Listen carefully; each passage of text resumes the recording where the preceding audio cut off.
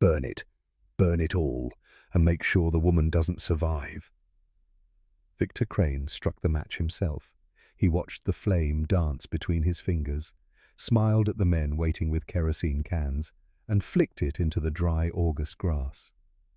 The fire caught instantly, racing toward the cabin where Clara Whitmore was singing to her baby. "What about the child, boss?" Crane mounted his horse. "Accidents don't leave witnesses. This is their story. Stay until the end and comment what city you're watching from. I want to see how far this tale travels. And if you haven't subscribed yet, join us now. You won't want to miss what happens next." Clara smelled it before she saw it. She stopped singing. Lily pulled away from her breast, whimpering, "Shh, baby, shh." But her hands were already shaking. She moved to the window, and her heart stopped. The sky had turned to blood. "No, no, no, no." She grabbed Daniel's coat, wrapped Lily in her grandmother's blanket, kicked dirt over the stove, and ran for the door. The heat hit her like a wall. "Oh, God! Oh, God! Oh, God!" Ash was falling like snow. The fire roared in the distance, but that distance was shrinking fast. Clara clutched Lily to her chest and ran. She made it 50 yards before the first tree exploded. The blast threw her sideways. She hit the ground hard, curling around Lily, feeling embers land in her hair, on her back, burning through the coat. "Mama's here! Mama's got you!" She scrambled up, kept running.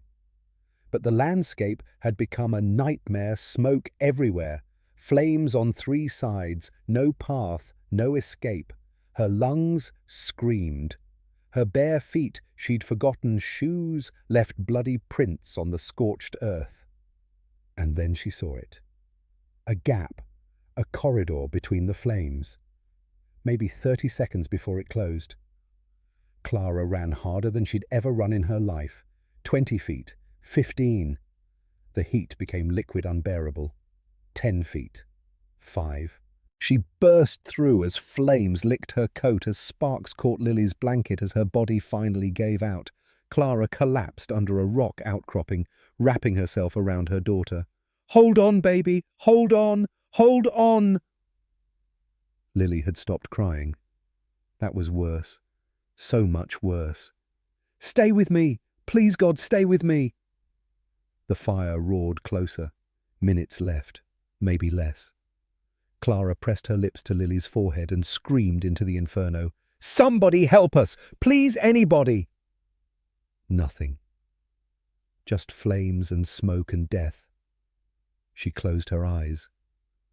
"I'm sorry, baby. I'm so sorry. Mama tried. Mama tried so hard. Hoofbeats." Clara's eyes snapped open. A black horse exploded through the wall of fire. Its rider vaulted off before it stopped covering the distance in 3 strides. "Give me the child." Ice blue eyes above a wet bandana. Voice like steel cutting through chaos. Clara clutched Lily tighter. "No. We have 90 seconds. Give me the child." "I don't know you." "My name is Jackson Mercer, and right now I'm the only thing between your daughter and death." Clara's arms tightened. Every instinct screamed danger. Men took, men hurt, men destroyed.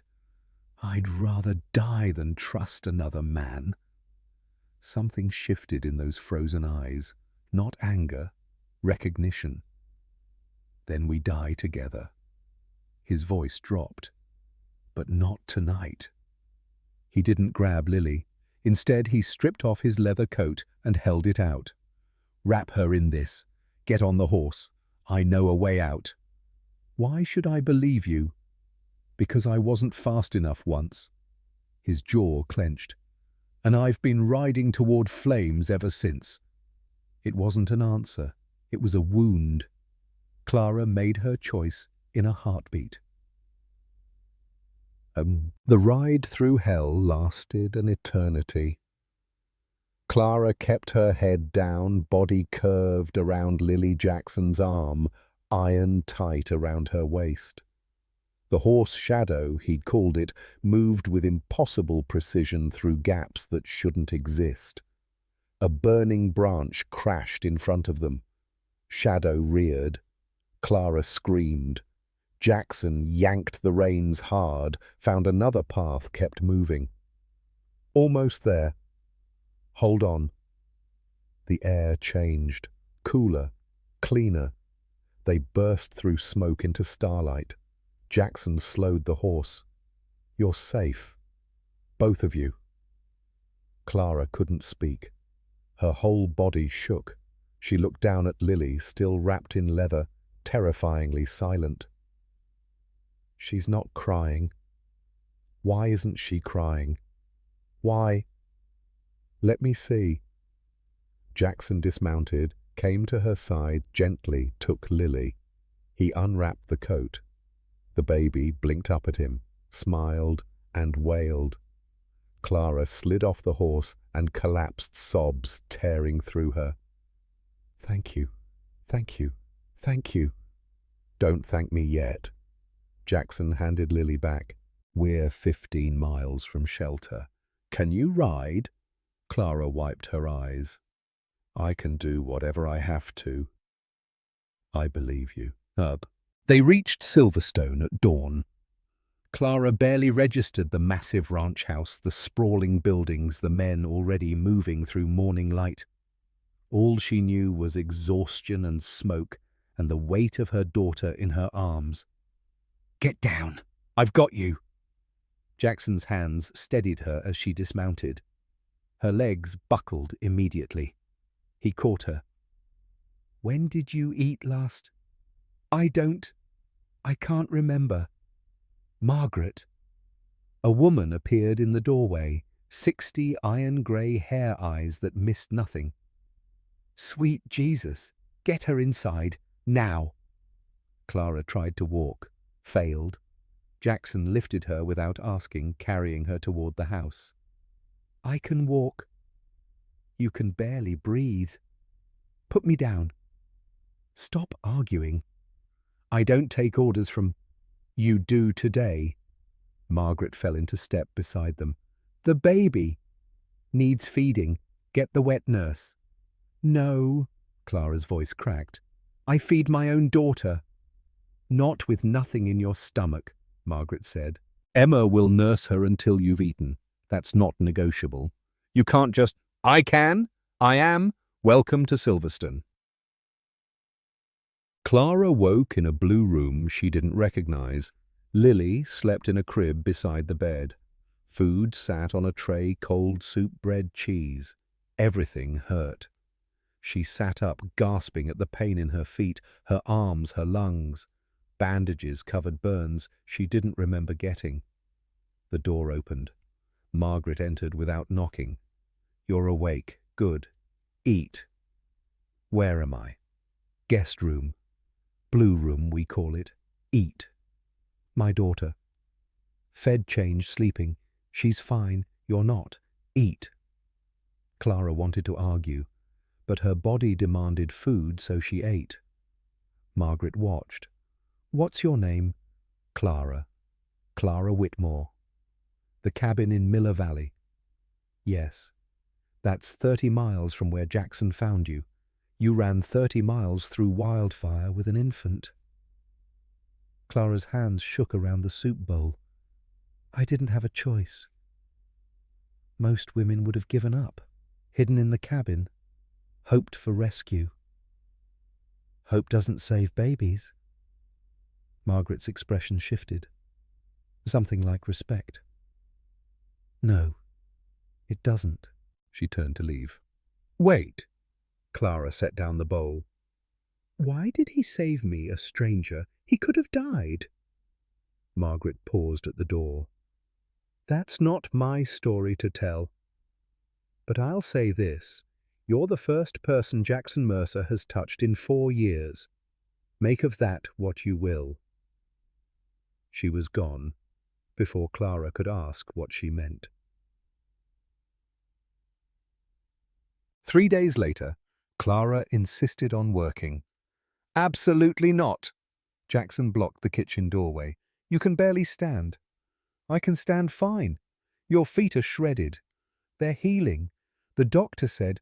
I don't care what the doctor said. Clara lifted her chin. I don't take charity. I work for what I get, or I don't take it. This isn't charity. It's basic human decency. Same thing where I come from. Jackson's jaw tightened. Where exactly do you come from, Mrs. Whitmore? Don't call me that. It's your name. It's my dead husband's name, and I want nothing of his. Something flickered in Jackson's eyes. He hurt you. It wasn't a question. Clara didn't answer. Fine. Jackson stepped aside. Help Margaret in the kitchen. Half days only. You push too hard, you collapse, you're on bed rest for a week. Understood? You can't tell me what to do. Watch me. He walked away before she could respond. Margaret appeared behind her. You two are going to be trouble. I don't know what you mean. Sure you don't. Kitchen's this way. Clara met the ranch hands at breakfast. 20 men crowded the long table, grabbing biscuits, gulping coffee, talking over each other about cattle and fences and the fire still burning to the south. They went quiet when she walked in. A young man, gap-toothed, grinning, stepped forward. Sleeping Beauty wakes. I'm Tommy. Clara. I know. Whole ranch knows. Boss pulled you out of literal hellfire. Very romantic. Tommy. Margaret's voice cracked like a whip. What, I'm being friendly? You're being an idiot. Sit down. Tommy winked at Clara and retreated. An older man approached, grey-bearded, kind-eyed. I'm Pete. Ignore the boy. He's got more mouth than sense. I noticed. Pete almost smiled. You're safe here, Clara. Whatever happened before, whatever comes next, you're safe here. Before she could respond, the door swung open. Jackson walked in. The room shifted. Not fear, something else. Respect. Attention. His eyes found Clara immediately. You're supposed to be resting. I'm supposed to be working. It's been 3 days. I'm fine. You're stubborn. Pot meat kettle. Tommy choked on his coffee. Margaret hid a smile. Jackson's expression didn't change, but something flickered in those winter eyes. Margaret put her to work. Light duties only. I don't need light duties only. He grabbed a biscuit and left.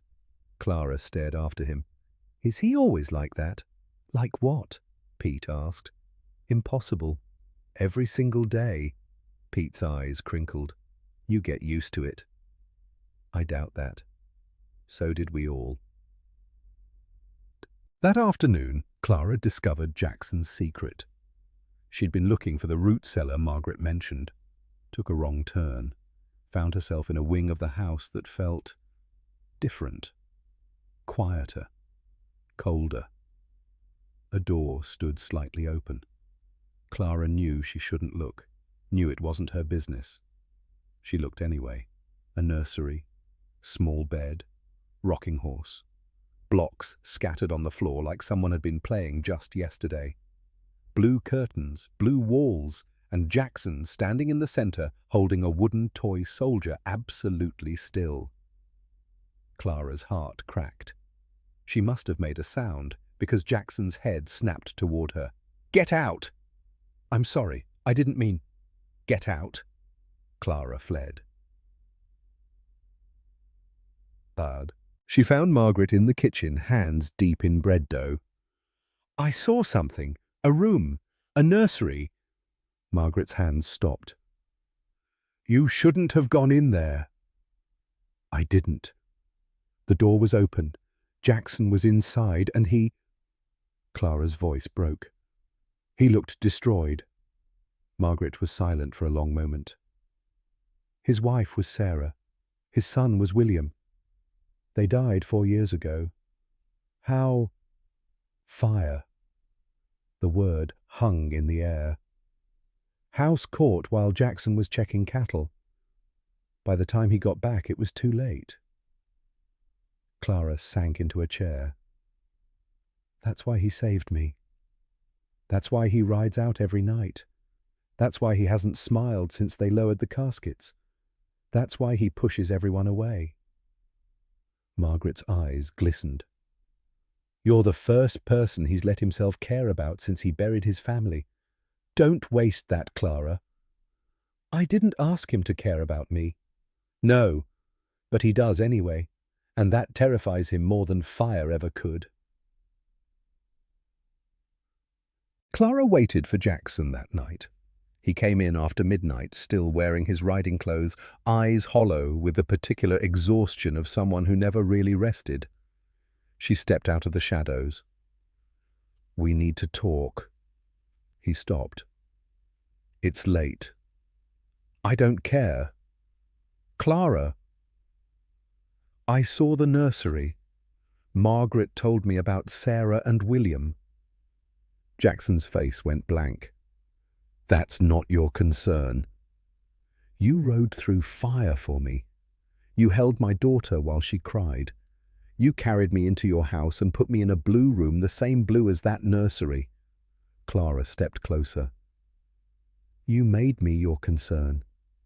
So, yes, it is mine too. You don't know what you're talking about.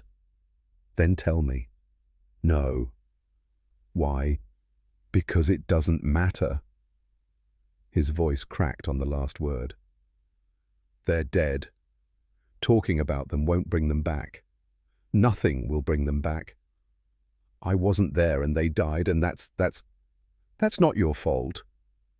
Jackson laughed, a horrible sound, broken and sharp. I was supposed to protect them. That was my one job.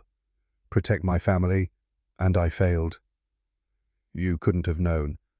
I should have been there. His hands clenched. I should have been there. Instead, I was checking cattle, counting money, building an empire while my wife and son burned alive in our bed. Clara reached out, touched his arm. He flinched like she'd struck him. Don't. Jackson, I don't deserve comfort. I don't deserve this. He gestured between them. Whatever this is. I'm not offering comfort. Clara's voice hardened. I'm offering truth. You saved me. You saved my daughter. You didn't have to. You could have ridden past, told yourself it wasn't your problem, protected yourself from more pain. But you didn't. That doesn't erase. No, it doesn't. Nothing will erase what happened. But you're not the villain in your own story, Jackson. You're just a man who wasn't in the right place at the right time. And punishing yourself forever won't change that. Jackson stared at her, something shifting in his eyes, something cracking. Why do you care? Clara thought about the question. Really thought. Because someone should, she finally said. Because you've been alone too long, because... She stopped, swallowed. Because I know what it feels like to carry guilt that isn't yours. And I wouldn't wish that on anyone. Not even an impossible, stubborn man who thinks ordering people around is the same as protecting them. A sound escaped Jackson. Almost a laugh. Almost. You're not what I expected. What did you expect? Someone softer, more grateful, more willing to be rescued. I don't need rescuing. No. His eyes held hers. You really don't. Silence stretched between them. Heavy. Charged. Get some sleep, Clara. You first. I don't sleep. Then sit with me. On the porch. Watch the stars. She walked toward the front door. I won't make you talk. I won't ask questions. Just don't be alone tonight. Jackson didn't move for a long moment. Then he followed her. They sat in silence until dawn. No words. No expectations. Just two broken people sharing space in the darkness. When the sun rose, Jackson finally spoke. He was 3. Clara didn't respond. just waited. William, he was 3 years old. He had my eyes and Sarah's smile, and he— Jackson's voice shattered. He called me Papa every morning, Papa, Papa, Papa, and I'd pick him up and spin him around and he'd laugh like the world was perfect. Tears slid down Clara's cheeks. I haven't said his name out loud since the funeral. 4 years, I couldn't— He stopped, breathed. Thank you. For what? For not looking at me like I'm broken. You are broken. Clara's voice was gentle. So am I. So is everyone. That's not weakness, Jackson. That's just being human. He turned to look at her. Really look. Like he was seeing her for the first time. Who are you, Clara Whitmore? I don't know anymore. She held his gaze. But I'm starting to think that might be okay. The moment broke when Tommy came running. Boss rider coming in fast. Jackson was on his feet instantly, all vulnerability gone, replaced by the cold authority Clara had first seen. A man on a lathered horse skidded into the yard. Mr. Mercer. The marshal sent me. What is it? The fire, sir. It wasn't lightning. Someone set it deliberately. Clara's blood turned to ice. There's more. The rider's eyes found her. The ignition point was Miller Valley. Ma'am, someone was trying to kill you specifically. Clara couldn't breathe. That's impossible. I don't have enemies. I don't have anything. Your husband was Daniel Whitmore. Yes, but he owed $5,000 to Victor Crane. With him dead, the debt transfers to you and Ma'am. The rider swallowed. There's silver under your land. Millions worth. Crane wants it. Jackson stepped in front of Clara. Crane tried to burn her alive for land. For everything, sir. He's been buying up the territory. If he gets that silver, he'll have enough power to challenge even you. Clara's legs gave out. Jackson caught her. Easy. I've got you. He tried to kill my baby. For money. He tried to kill my baby. He failed. Jackson's voice turned to steel. And he'll never get another chance. He turned to the rider. Get back to the marshal. Tell him I'm calling in every favor I'm owed, every ally, every gun. Sir, Victor Crane just made the biggest mistake of his life. Jackson's eyes blazed. He came after someone under my protection. Now I'm coming after him. Clara grabbed his arm. Jackson, you can't— Watch me. He'll destroy everything you've built. Let him try. Jackson covered her hand with his. He burned your home, Clara. He tried to murder your daughter. He thinks he's untouchable because he has money and men and influence. His grip tightened. But he's never faced me when I had something worth fighting for. Victor Crane's name spread through Silverstone like poison. Clara stood in Jackson's office, still trembling while men poured in with information. Pete had worked for Crane once. Tommy's brother had been ruined by him. Margaret's sister had lost her farm to his schemes.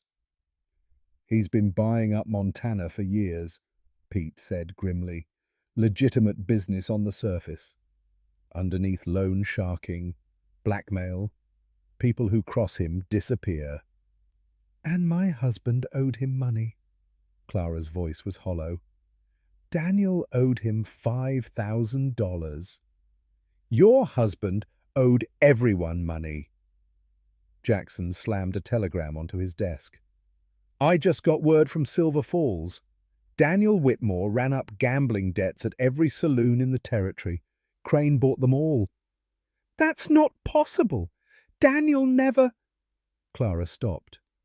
He never told me anything. Seems like there was a lot he didn't tell you. Jackson? Margaret's voice carried warning. She needs to know. Jackson's eyes met Clara's. Daniel didn't die in a mining accident. He was murdered. The room went silent. Clara's legs buckled. Pete caught her arm. That's a lie. The marshal confirmed it this morning. Daniel was killed 2 days before they found his body. Someone made it look like an accident. Jackson's jaw clenched. Crane was cleaning up loose ends. Your husband was one of them. Then why am I still alive? Because Daniel had something Crane wanted. A document, proof of something. The marshal doesn't know what. Jackson stepped closer. Clara is there. Anything at all that Daniel left behind. Papers, letters. I burned everything when I got to Montana. I didn't want... Her voice cracked. I didn't want reminders. Everything, Clara thought. Really thought. There was a box, under the floorboards. Daniel told me never to open it, said it was private business papers. I didn't care enough to look. Where's that box now? The cabin. Clara laughed bitterly. Which burned, along with whatever was inside. Jackson and Pete exchanged glances. Maybe not, Pete said slowly. Fire moves fast, but it moves uneven.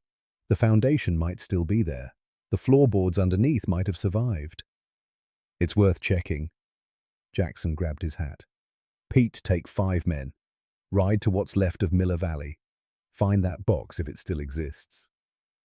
And if Crane's men are watching, then don't let them see you. Pete nodded and left. Clara grabbed Jackson's arm. You can't just send men into danger for me. I'm not sending them for you. I'm sending them for answers. His eyes softened slightly. Crane doesn't make enemies without reason. Whatever's in that box scared him enough to burn half a valley. I want to know why. What if there's nothing? What if it's all gone? Then we fight blind. Jackson's hand covered hers. But we still fight.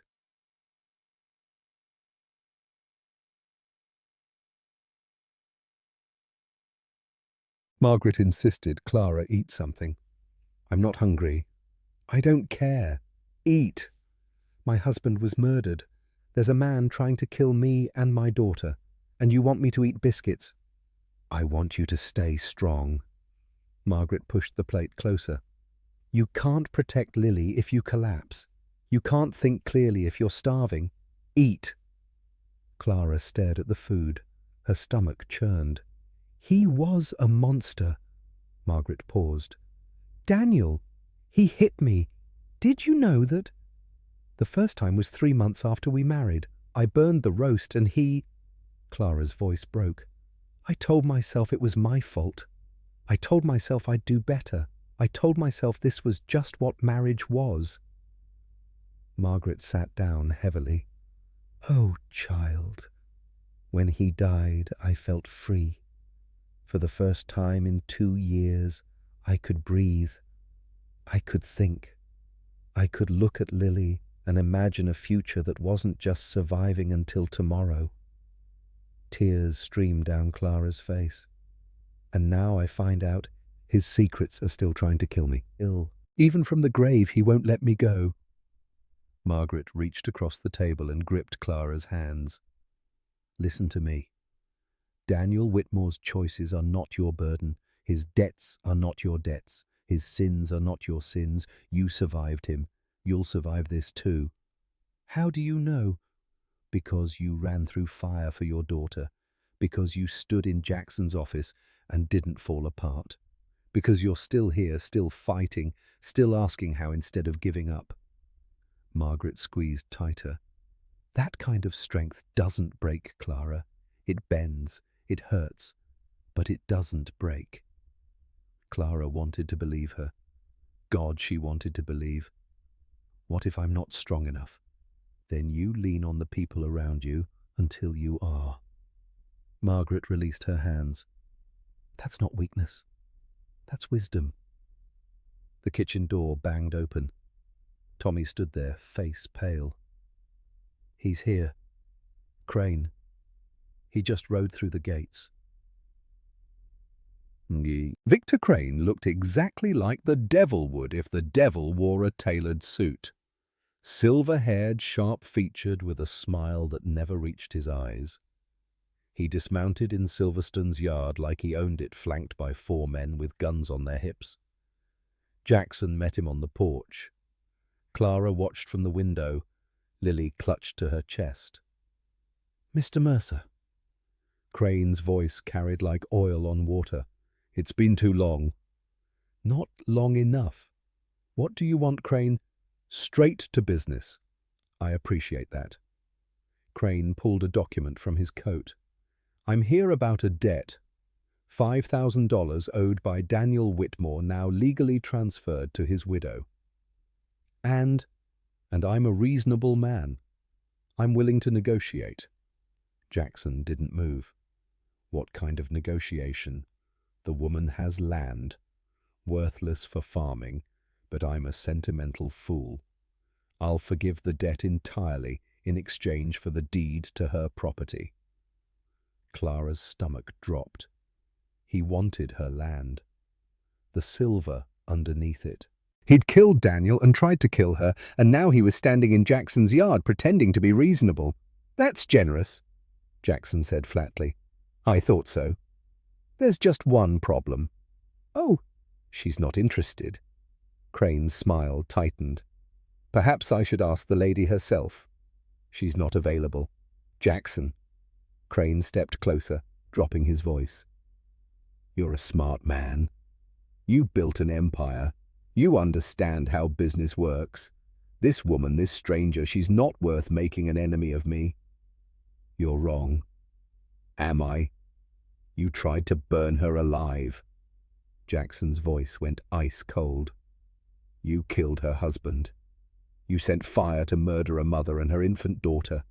And now you're standing on my property pretending this is about debt collection." Crane's mask slipped. Just for a second. Just enough to show the predator underneath. "Be very careful, Mercer." "Or what?" "Or you might find out that fire isn't the only way to destroy someone." Jackson smiled. It was terrifying. "Crane, I've been dead inside for 4 years. I've got nothing left to lose. But you—" He gestured at the men behind Crane. "You've got an empire, a reputation, business interests from here to San Francisco. How much of that can you afford to lose if I decide to start talking? Talking about what? About how you've been buying territorial judges. About the bodies in the Silver Creek mine. About what really happened to Senator Morrison's son." Jackson's eyes glittered. "Did you think I didn't keep track? Did you think I built this ranch without learning who my neighbors really were?" Crane went very still. "You're bluffing." "Try me." Silence stretched between them. Clara barely breathed. Finally, Crane stepped back. "This isn't over." "It is for today." Jackson pulled out his wallet and counted bills. $5,000. The woman's debt is paid. Crane stared at the money. "Take it," Jackson said. "Go home. And if I ever see you on my property again, I'll have you shot for trespassing." Crane took the money. "You've made a powerful enemy, Mercer. Add yourself to the list. It's getting long." Crane mounted his horse, looked up at the window where Clara stood. Their eyes met. He smiled, the devil's smile. Then he rode away. 10. Clara met Jackson inside. "You paid my debt." "I solved a problem." $5,000 isn't solving a problem, it's nothing. Jackson tossed his hat onto a chair. "I spend more than that on cattle feed." "That's not the point." "Then what is the point?" Clara grabbed his arm, forcing him to face her. "The point is that I don't want to owe you. I don't want to be another burden, another responsibility, another—" "You're not a burden." "Then what am I?" Jackson stared at her. Something shifted in his face, something raw and frightening and real. "I don't know yet," he said quietly. But I know I couldn't watch him take your land. I couldn't watch him win. Not after what he did to you. Because you couldn't save Sarah. Jackson flinched. Clara. I'm not her. She stepped closer. I'm not your redemption. I'm not your second chance. I'm just a woman who was in the wrong place at the wrong time. I know that. Do you? His jaw clenched. What do you want me to say, that I paid your debt because it was the right thing to do, that I'd have done it for anyone, that it had nothing to do with... With what? Jackson's hand came up, cupped her face. The touch was so gentle, Clara stopped breathing. With the fact that I haven't been able to stop thinking about you since I pulled you out of that fire. Clara's heart hammered. Jackson. You're not Sarah, I know that. You're stubborn and proud, and you argue with everything I say. Sarah never argued. Sarah just accepted. Accepted me being gone. Accepted being lonely. Accepted everything until the day she died. His thumb traced her cheekbone. You wouldn't accept any of that. You'd fight. You'd demand better. His voice broke. You'd make me better, just by existing. Clara reached up, covered his hand with hers. I'm scared, she whispered. Of Crane. Of this. Of you. Of how much I want. She stopped. I swore I'd never need anyone again. Daniel taught me what happens when you depend on a man. I'm not Daniel. I know. So what are you scared of? Clara looked into his eyes. Those winter blue eyes that had seen so much pain. I'm scared that I'm starting to believe you.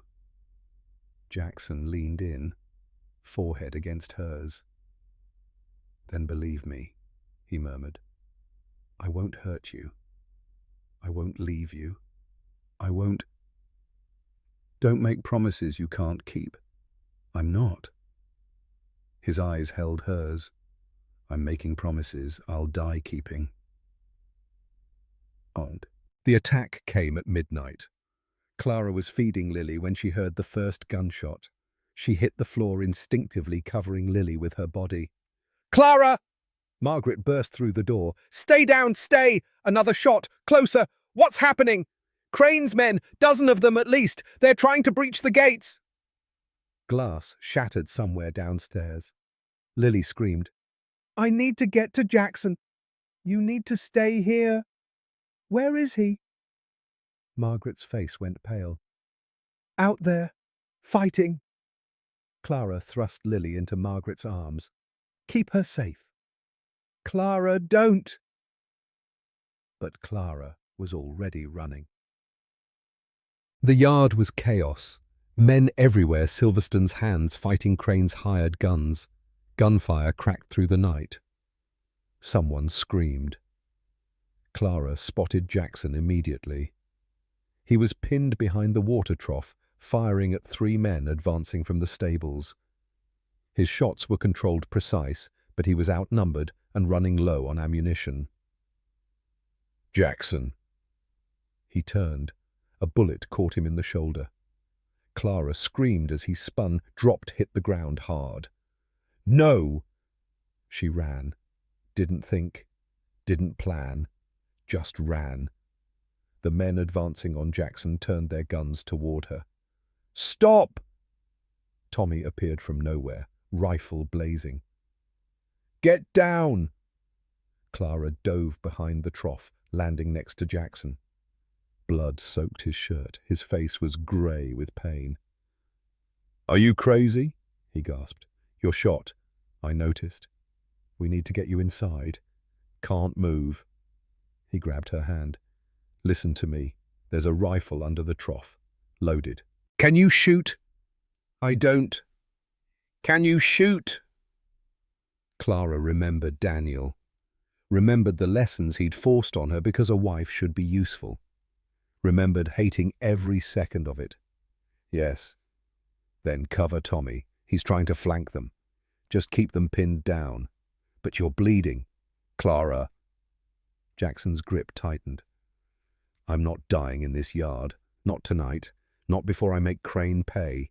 But I need you to buy us time. Can you do that?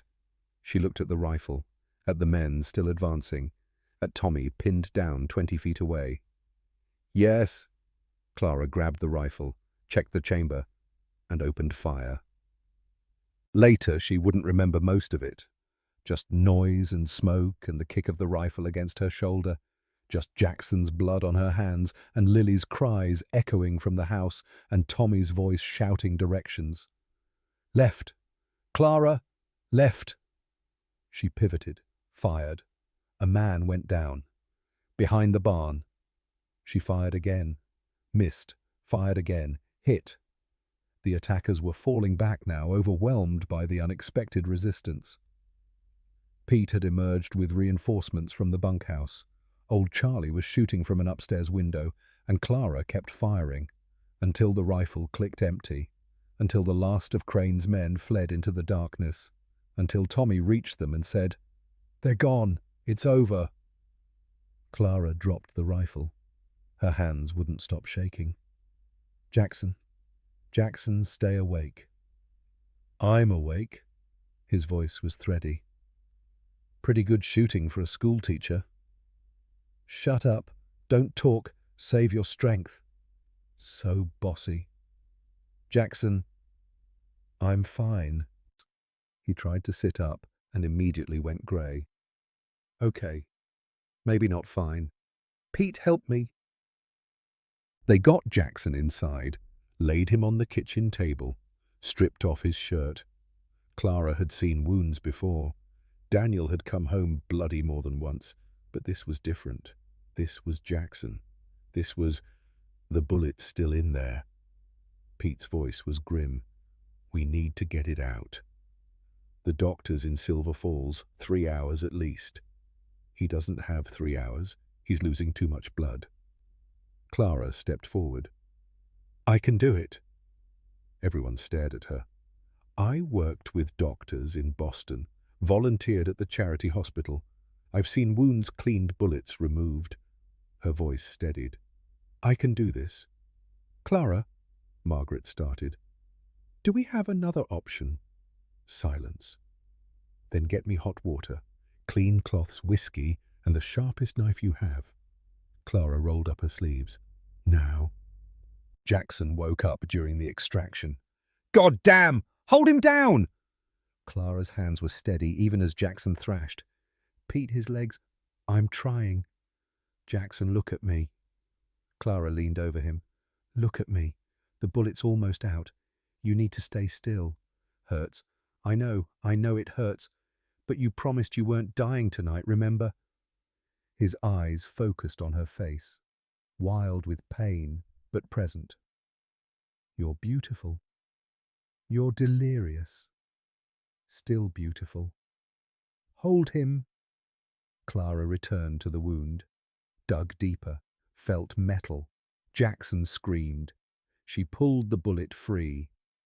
"Done! Margaret, the whiskey, pour it now." The alcohol hit the wound. Jackson's back arched off the table.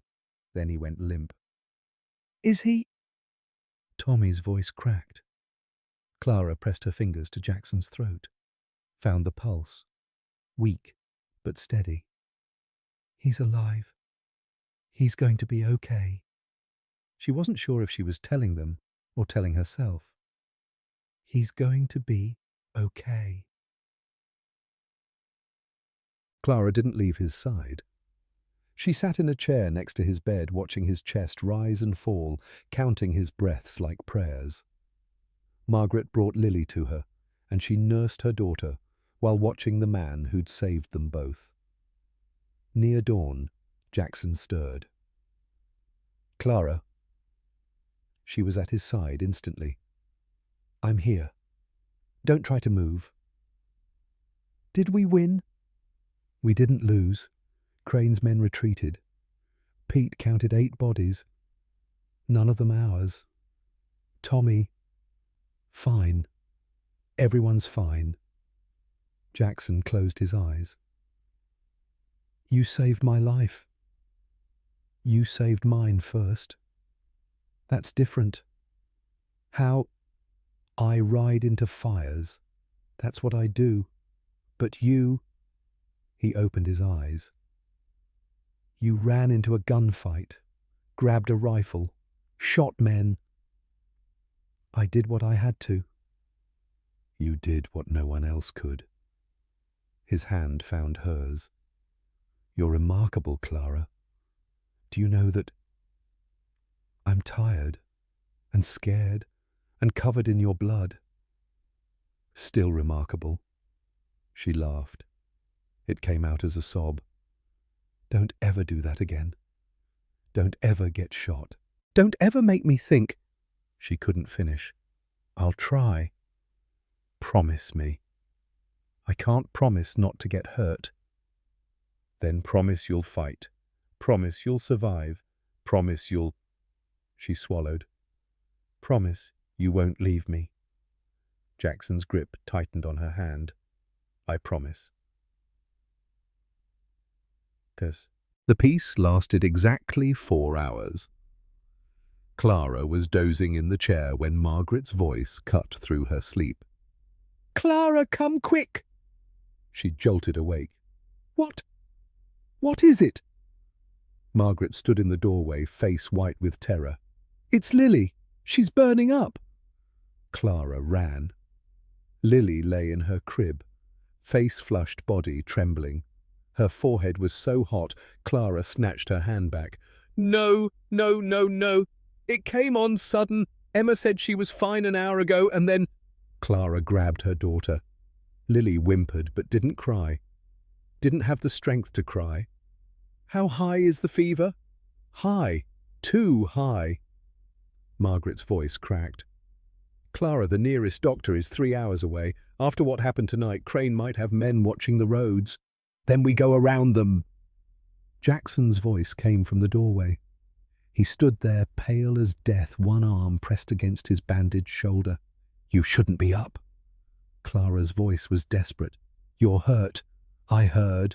He crossed to her, looked down at Lily. His face went hard. We leave now. Shadow knows the mountain paths. We can reach Silver Falls before noon if we don't stop. You can barely stand. Then you'll have to hold me up. His eyes met hers. I'm not letting anything happen to her, Clara. Not while I'm breathing. Margaret stepped forward. Jackson, you can't... Get my coat. Pack supplies. We ride in 10 minutes. The doctor might not even be there. He could be out on calls. Then we find another doctor. Or we ride to Helena. Or we don't stop until we find someone who can help. Jackson's hand cupped Lily's tiny head. She saved my life tonight. Her mother did. Now I'm going to save hers. Clara looked at this man, shot, bleeding, barely standing, ready to ride through enemy territory for her daughter. I love you. The words escaped before she could stop them. Jackson went still. Clara, I don't care if it's too soon. I don't care if it's crazy. I love you. And if we die on that mountain tonight, I wanted you to know. Something broke open in Jackson's face, something beautiful and terrible and raw. Then we better not die. He pressed his forehead to hers. Because I plan to spend a long time loving you back. They rode into darkness. Jackson sat behind Clara, his wounded arm wrapped around her waist, his other hand holding the reins. Lily was strapped to Clara's chest, burning with fever, whimpering softly. How is she? Clara pressed her palm to Lily's forehead. Still too hot. Still too still. The same. Maybe worse. We're making good time. Another 2 hours. She might not have 2 hours. Jackson kicked Shadow harder. The horse responded, surging forward through the mountain pass. She's strong, Clara, like her mother. She's 7 months old. She's not strong. She's fragile and helpless, and if she dies, she's not going to die. You can't promise that. I can promise I'll do everything in my power to prevent it. Clara wanted to believe him. God, she wanted to believe.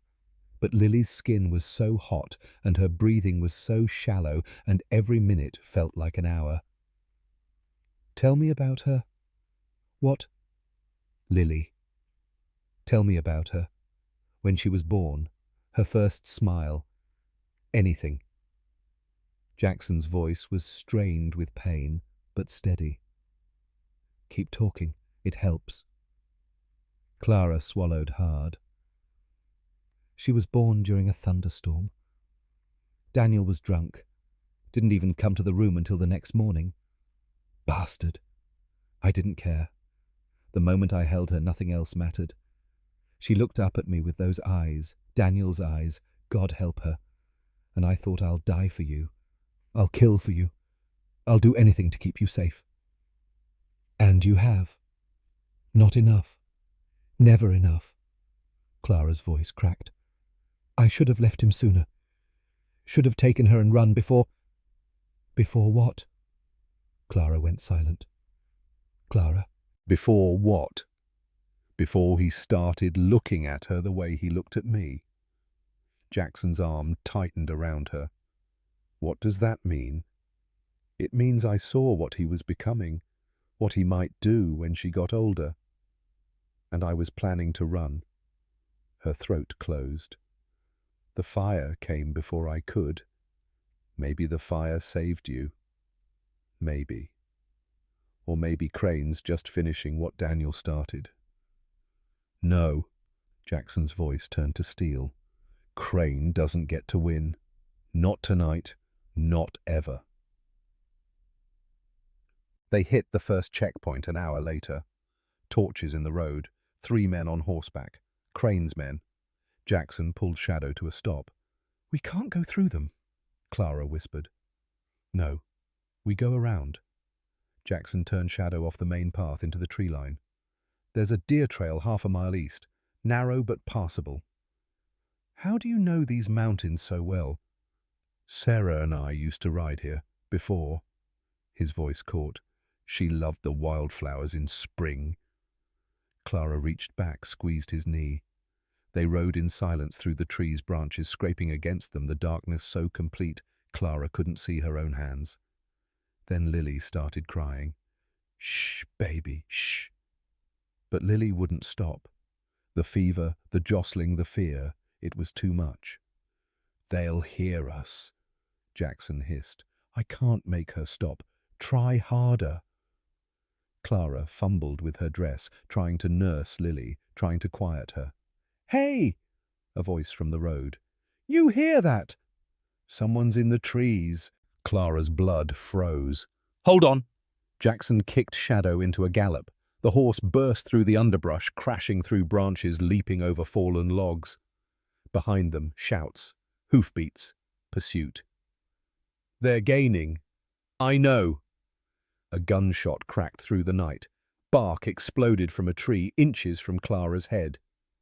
"Jackson, keep your head down." Another shot. Another. Shadow screamed, but kept running. "The creek!" Jackson yanked the reins left. "There's a creek. The banks are too steep for horses. If we can cross—" "I can't swim."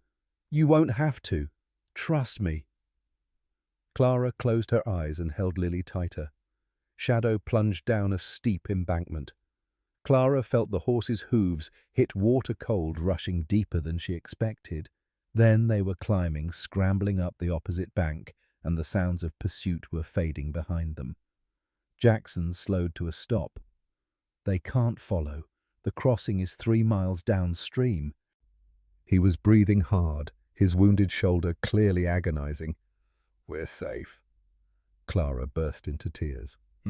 They reached Silver Falls at dawn.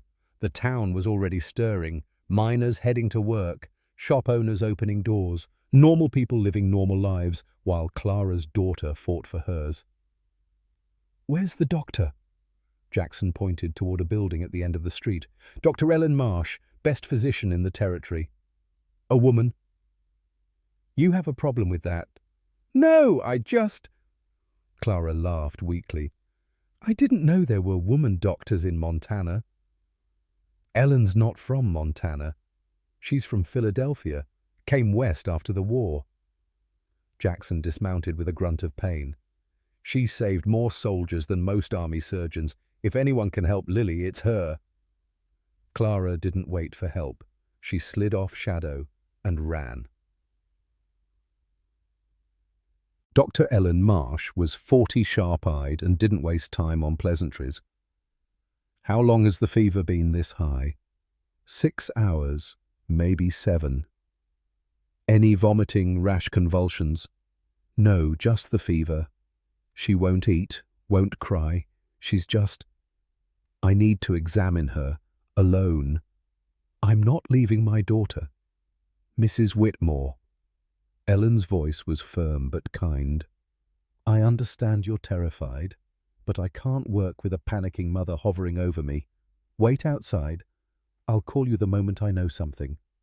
Clara's arms tightened around Lily. Clara. Jackson's hand on her shoulder. Let her work. I can't. You can. For Lily's sake. You can. Clara looked at her daughter. So small, so fragile, so close to slipping away. She handed Lily to Ellen, and it was the hardest thing she'd ever done. The waiting was unbearable. Clara paced the hallway, sat down, stood up, paced again. Jackson watched from a chair, his face grey with exhaustion and blood loss. You should rest. I'm fine. You're about to collapse. I said I'm fine. Jackson, I'm not leaving you alone. His eyes met hers. Not now. Not ever. Clara stopped pacing, looked at this man, wounded, weak, barely conscious, who'd ridden through the night for her daughter. Why? Why what? Why do you care so much? We've known each other 2 weeks. I'm a stranger with nothing but problems. Why risk everything for me? Jackson was quiet for a long moment. Because when I saw you in that fire, I saw myself. What does that mean?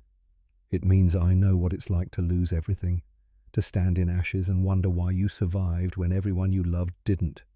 His voice dropped. I couldn't save Sarah. I couldn't save William. But I could save you. And maybe that's not enough to fix what's broken in me. But it's a start. Clara crossed to him, knelt in front of his chair.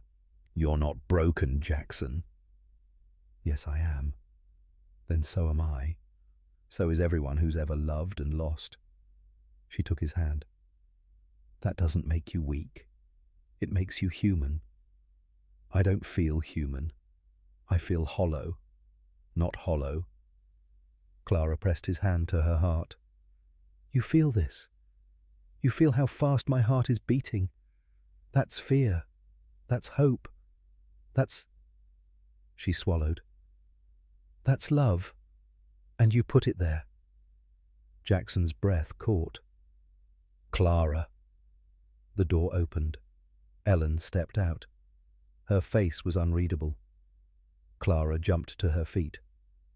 How is she? Is she... The fever's breaking.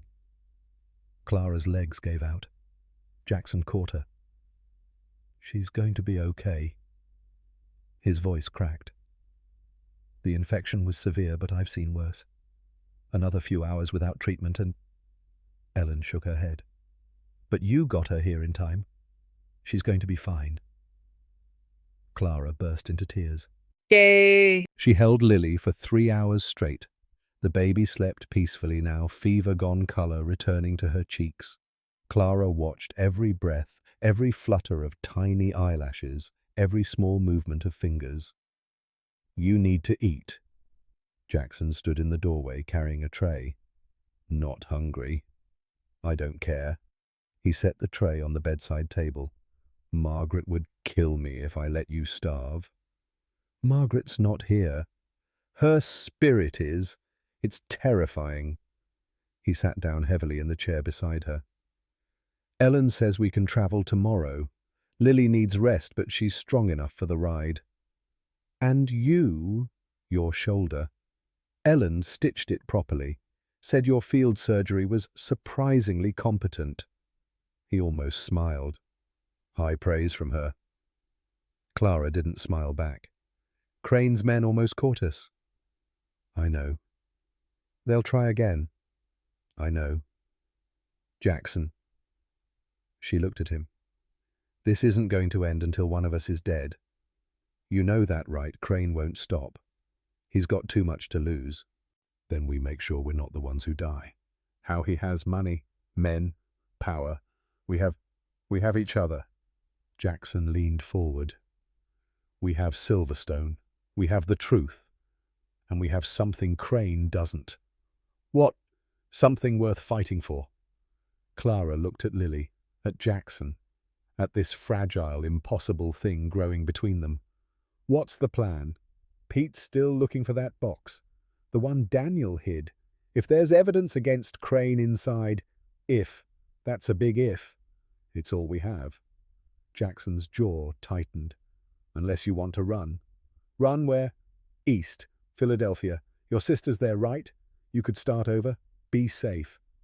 Clara considered it. Really considered it. No. Clara, I'm done running. She looked at him.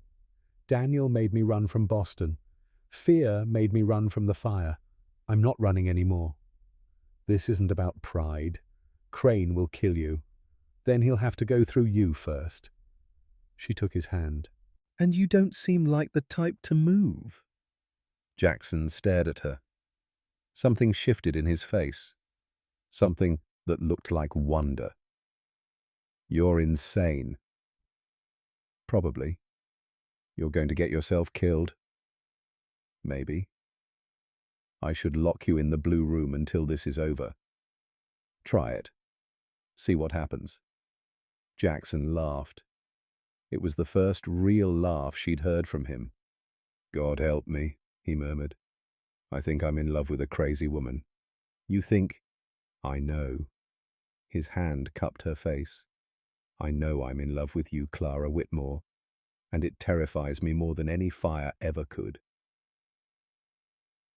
They rode back to Silverstone 2 days later. Lily was healthy. Jackson was healing, and Clara felt something she hadn't felt in years, hope. That hope lasted until they reached the gates. Pete met them in the yard, face grim. What happened? Jackson dismounted fast, wincing at his shoulder. What's wrong? We found the box. Clara's heart stopped. And it's bad, Mom. Pete handed her a leather satchel. Real bad. Clara opened it with trembling hands. Inside were documents, dozens of them, contracts, letters, bank records, and photographs. Oh, God! Clara's stomach lurched. The photographs showed bodies, men, women, some young, some old, all dead. Daniel was working for Crane, Pete said quietly. For years. He was the cleaner. When Crane needed someone to disappear, Daniel made it happen. That's not... Clara couldn't breathe.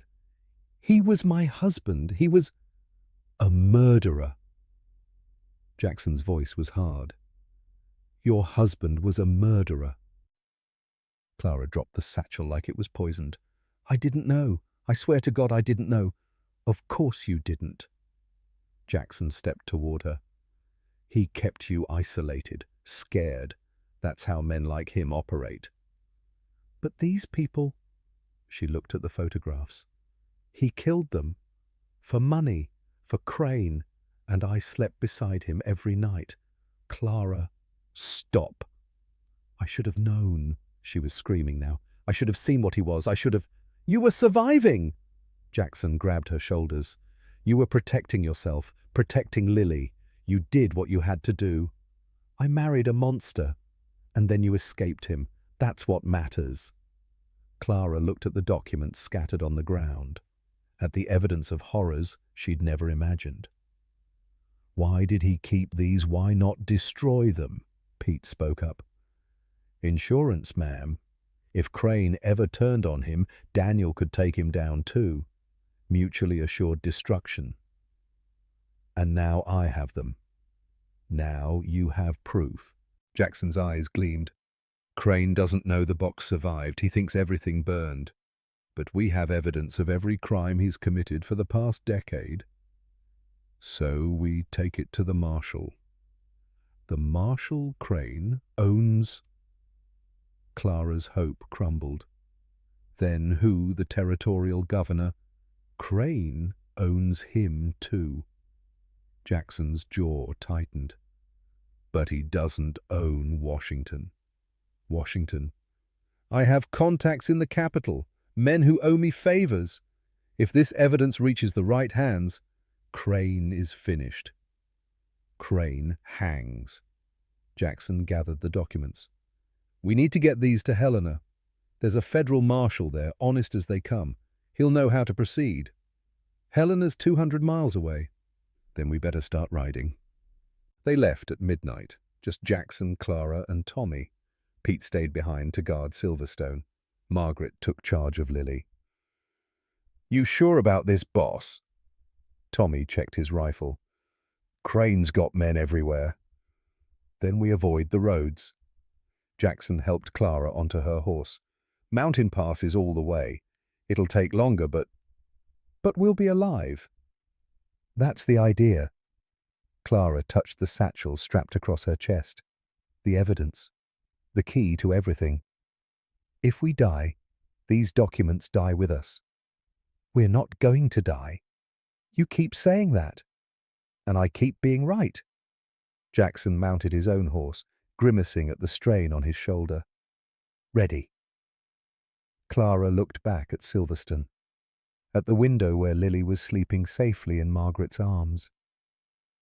I love you, baby, she whispered. Mama's coming back, I promise.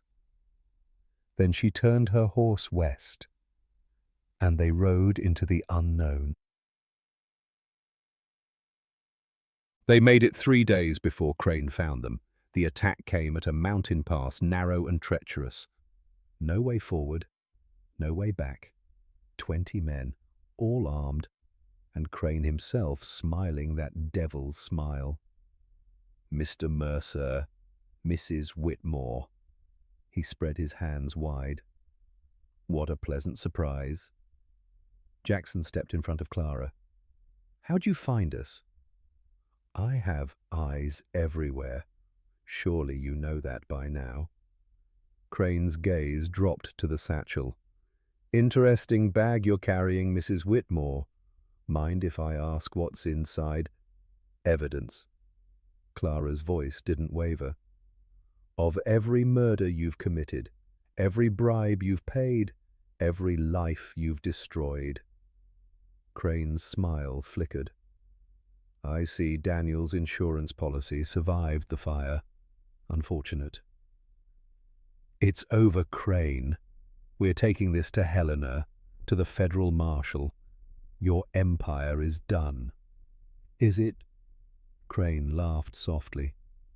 My dear Mrs. Whitmore, you seem to be under the impression that you're going to survive this encounter.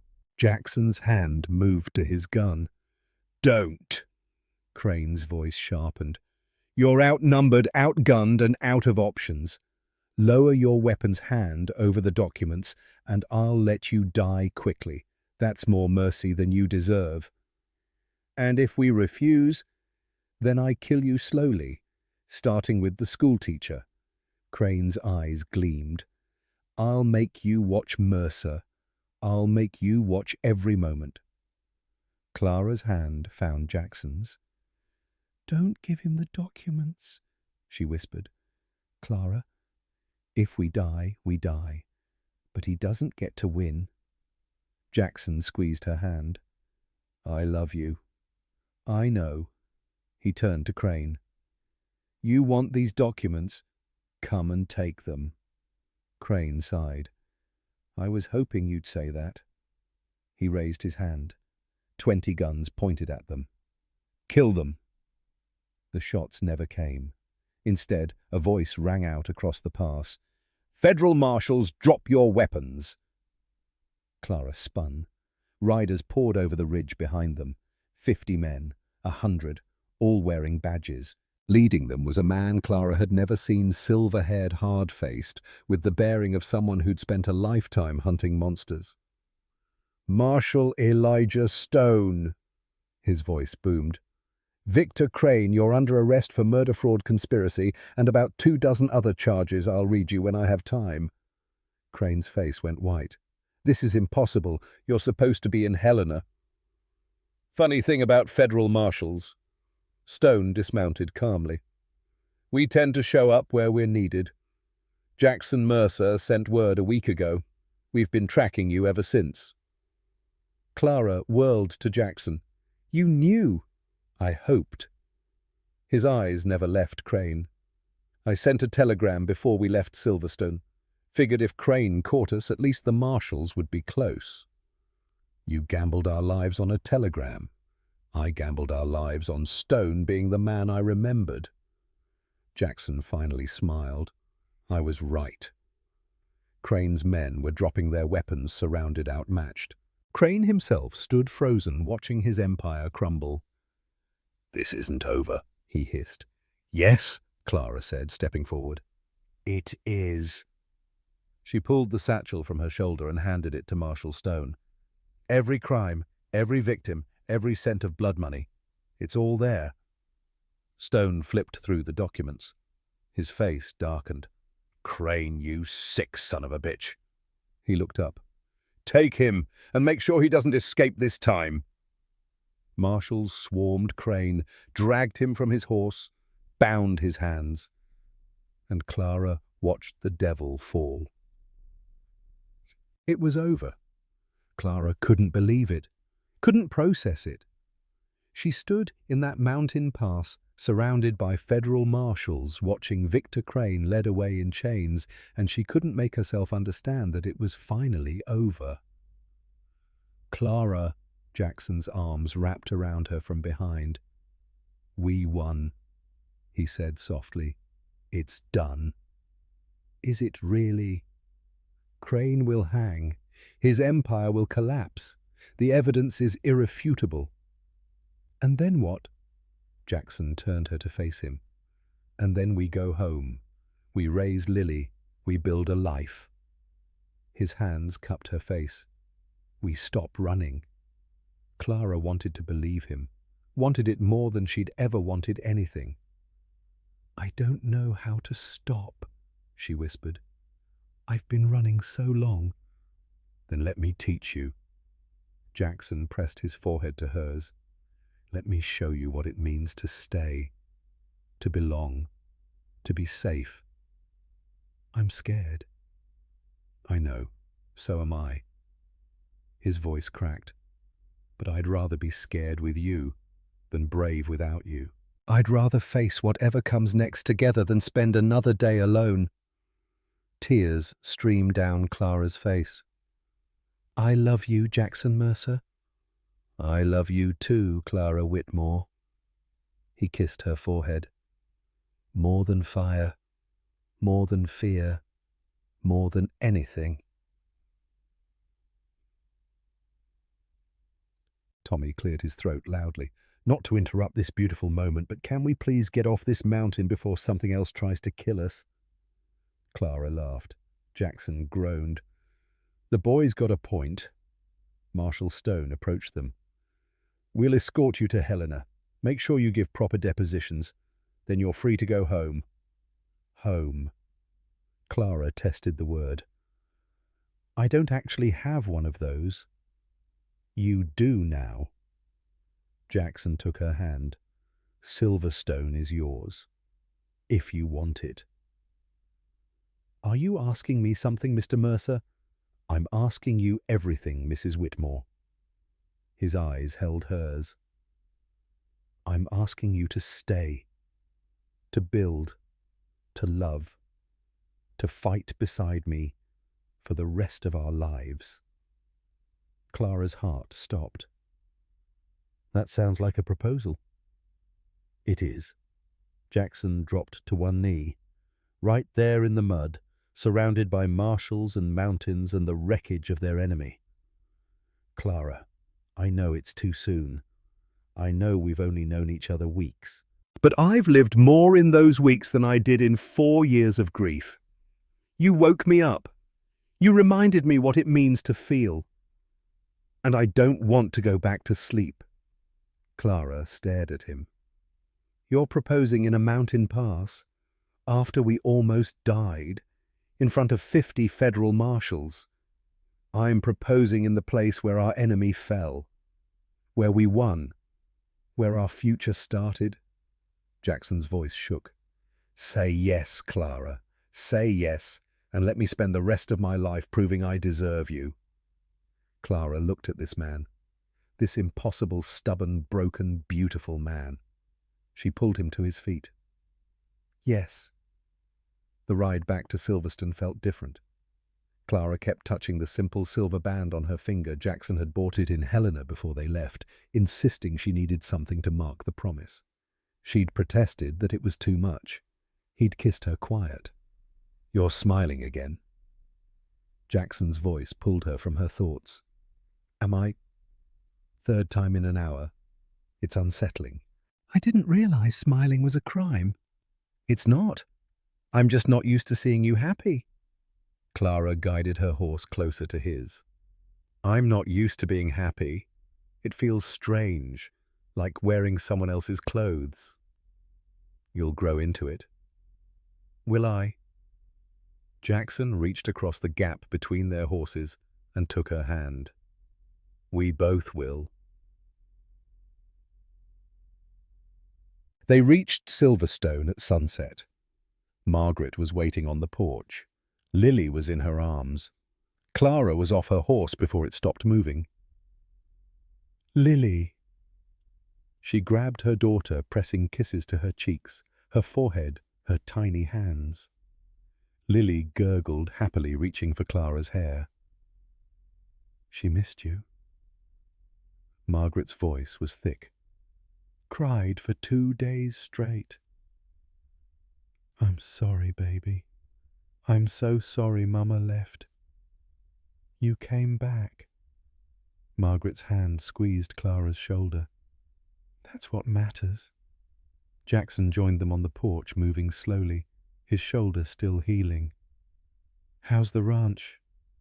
Standing, which is more than I expected after Crane's attack. Margaret looked him over critically. You look like death. Thank you. I mean it. Inside, both of you. Food rest, and then you're going to tell me everything. Margaret. Don't argue with me, Jackson Mercer. I've been running this household since your mother was alive. I'm not stopping now. Jackson smiled. Actually smiled. Yes, ma'am. They told Margaret everything over dinner. The chase through the mountains, the confrontation with Crane, the federal marshals appearing like angels of vengeance, Jackson's proposal in the mud. Margaret cried, then laughed, then cried again.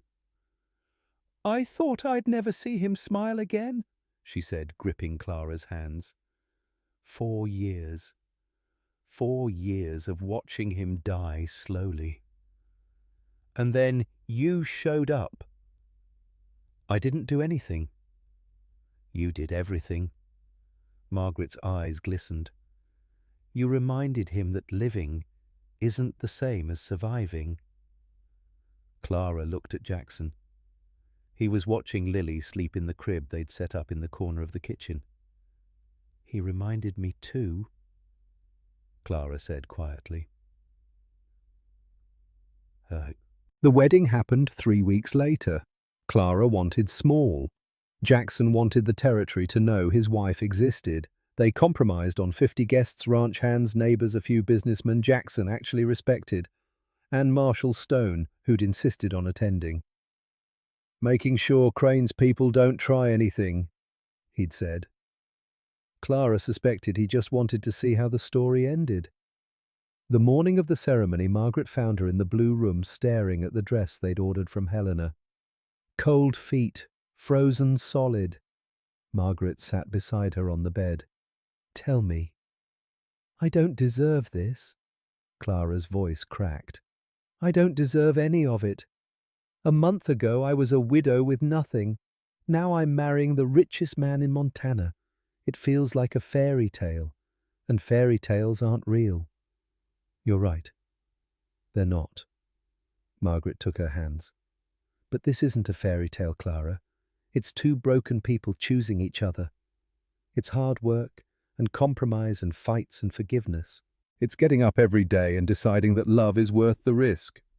What if I'm not enough? What if he's not enough?" Margaret's voice sharpened. "Marriage isn't about being enough. It's about being willing, willing to try, willing to fail, willing to keep trying anyway." Clara looked at the dress, at the ring on her finger, at the woman who'd become something like a mother in such a short time. "I'm scared." "Good. Fear means you care." Margaret stood. "Now get dressed. There's a man downstairs who's been pacing for 2 hours. Put him out of his misery." The ceremony was simple. A minister from Silver Falls, vows written on scraps of paper. Jackson's hands trembling as he slipped the ring onto Clara's finger. "I take you as my wife," he said, voice thick. "Not because I deserve you, not because I saved you, but because you saved me first." Clara felt tears streaming down her cheeks. "I take you as my husband," she answered. "Not because you're rich or powerful or safe, but because you're kind and brave, and you make me believe that good men actually exist." The minister pronounced them married. Jackson kissed her like the world was ending. The crowd cheered. And somewhere in Margaret's arms, Lily squealed with delight. The reception was chaos. Tommy got drunk and tried to dance on a table. Pete gave a toast that made everyone cry. Dr. Ellen Marsh showed up with her medical bag, insisting she was prepared for anything. Clara circulated through the crowd, accepting congratulations, dodging questions about the fire and crane and everything that had brought her here. Then she saw Jackson slip outside. She followed. He was standing at the edge of the property, looking toward the small cottage she'd discovered weeks ago. Sarah and William's cottage. "Jackson." He didn't turn. "I should tear it down." "What?" "The cottage. I've left it standing for 4 years. I don't know why. Some kind of shrine, I guess. A monument to my guilt." His voice was rough. "But I'm married now. To you. And it feels wrong to start our life together with a graveyard in the backyard." Clara moved to stand beside him. "Do you want to tear it down?" "I don't know." "Then don't decide today." She took his hand. "It can wait. Whatever you need whenever you're ready, we'll face it together." Jackson finally looked at her. His eyes were wet. "I keep waiting for you to disappear. I'm not going anywhere. Promise. I promise." She pressed her forehead to his.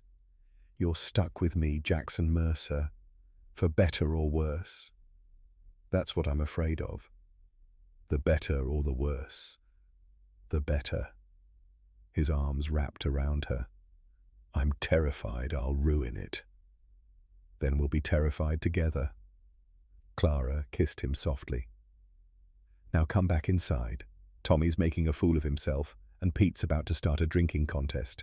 Your wife wants to watch." Jackson laughed. The sound was beautiful. My wife. God, I love saying that. 3 months of peace. Clara had almost forgotten what normal felt like. Mornings in the kitchen with Margaret. Afternoons helping Pete with the ranch books. Evenings watching Jackson play with Lily on the parlor floor. Normal. Quiet. Safe. She should have known it wouldn't last. The telegram arrived on a Tuesday. Jackson read it twice, his face going pale. "What is it?" He handed her the paper without a word. Crane escaped custody. Stop. Killed 3 marshals. Stop. Whereabouts unknown. Stop. Recommend extreme caution. Stop. Stone. Clara's blood turned to ice. That's not possible. He was in federal prison. Crane has resources we never found, money hidden somewhere, men still loyal to him. Jackson grabbed his gun belt. Pete! The old man appeared immediately. Boss, lock down the ranch, every hand armed and patrolling, nobody in or out without my approval. What's happening? Crane escaped. Pete's face went grey. Sweet Jesus. Find Tommy. Secure the perimeter. Now. Pete ran. Clara clutched the telegram hands, shaking. He'll come here. He'll come for us. I know. We have to run. We have to take Lily and... No. Jackson's voice turned to steel. I'm done running. So are you.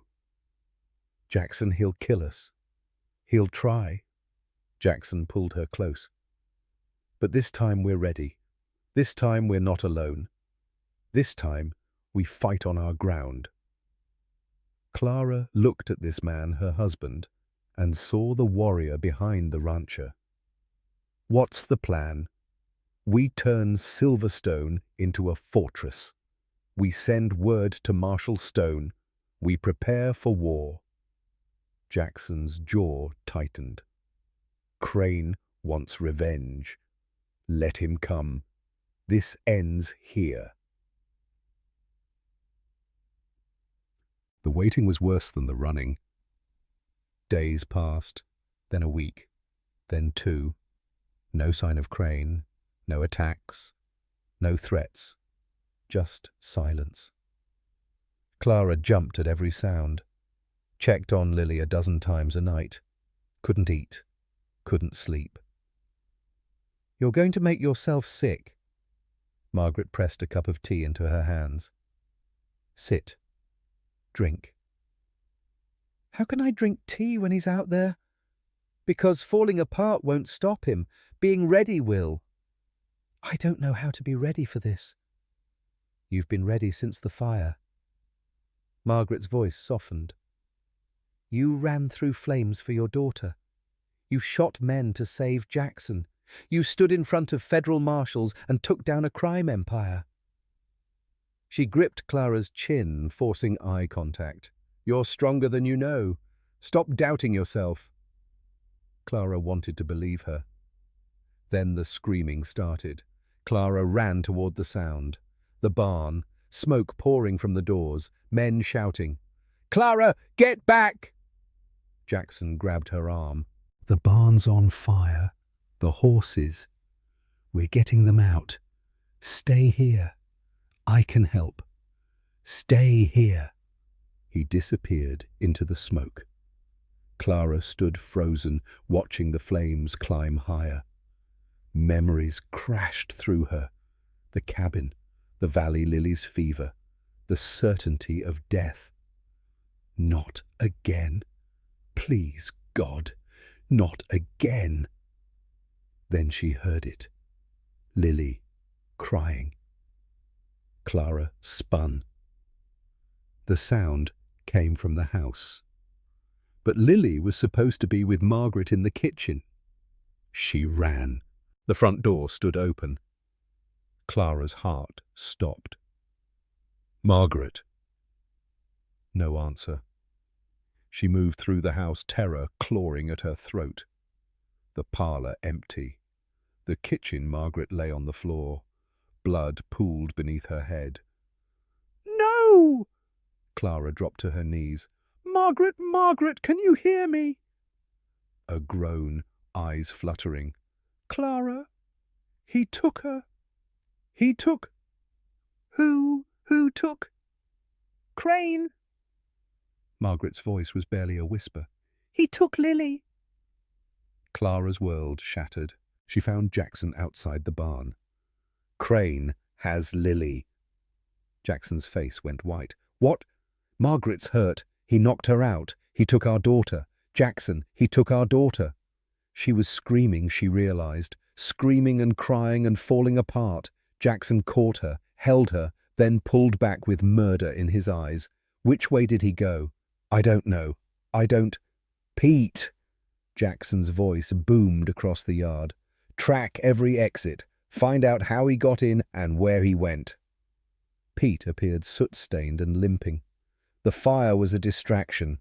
He came through the east fence while we were all at the barn. Can you track him? Already on it. Fresh hoofprints heading toward the mountains. Get me a horse. Now! Clara grabbed Jackson's arm.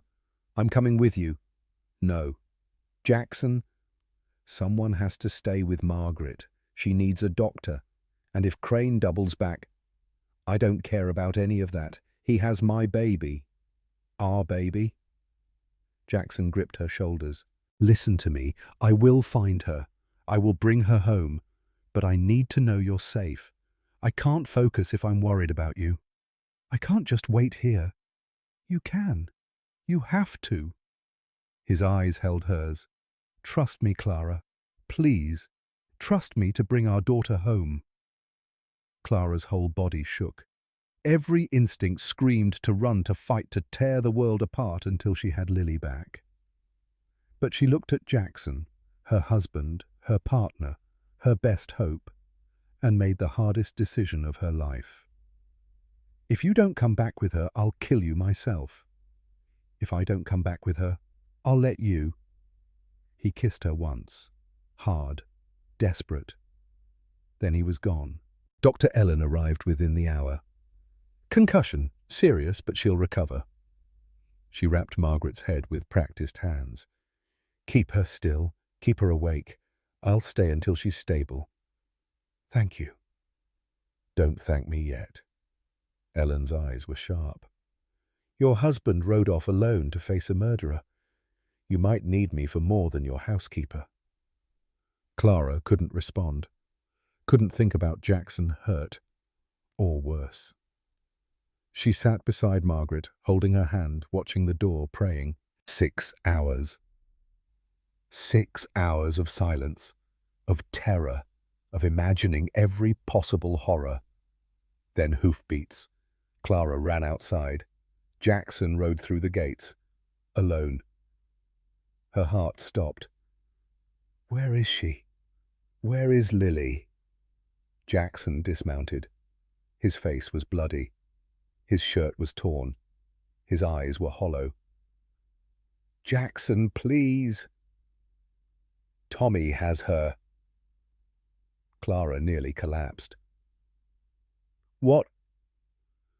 Tommy was riding the north perimeter, saw Crane cutting through the pass, got the jump on him. Jackson swayed on his feet. Lily's fine. Scared, but fine. Tommy's bringing her the long way around. Should be here in... He didn't finish the sentence. He collapsed. Clara caught him before he hit the ground. Ellen, I need you. The doctor appeared immediately, taking in Jackson's wounds with a clinical eye. Inside, now, move him carefully. Clara and Pete half-carried Jackson into the house, laying him on the kitchen table, just like before, stripping off his shirt to reveal Jesus Christ. Pete's voice was strangled. Knife wounds. 3 of them. Deep gashes across his chest and stomach. Crane got close before I could stop him. Jackson gasped. Had to. Don't talk. Save your strength. Ellen was already working, cleaning stitching. Clara, I need hot water, clean cloths, whiskey. I know. Clara was already moving, already falling back on muscle memory from the last time she'd put her husband back together. I know what you need. Tommy arrived with Lily an hour later. Clara held her daughter so tight Lily squeaked in protest. She's okay, Mom. Tommy's face was pale but proud. Crane didn't hurt her, was planning to use her as bait. Where is he now? Tommy's expression darkened. Dead. Clara felt nothing. No triumph, no relief, just emptiness. Are you sure? Watched him bleed out myself. Wasn't pretty. Tommy glanced toward the kitchen. How's the boss? Ellen's working on him. She hasn't said. Clara's voice broke. She hasn't said if he's going to make it. The waiting was unbearable. Clara sat outside the kitchen with Lily in her arms, listening to Ellen work, listening to Jackson's occasional groans of pain, listening to her own heartbeat thundering in her ears. Margaret, head bandaged but awake, sat beside her. He's strong. He's human. Clara stared at the closed door. He's bled so much, lost so much. I keep asking him to survive things that should kill him. And he keeps surviving. For how long? Until his luck runs out. Until the next enemy, the next fire, the next... Until you. Margaret's voice sharpened. He survives for you now, for Lily, for the family he thought he'd never have again. Clara looked at her daughter, at her perfect, precious, miraculous daughter. I can't lose him. Then don't let go. Ellen emerged at midnight. Clara jumped to her feet. Is he? He'll live. Ellen wiped blood from her hands. The wounds are serious, but nothing vital was hit. He'll need weeks of rest.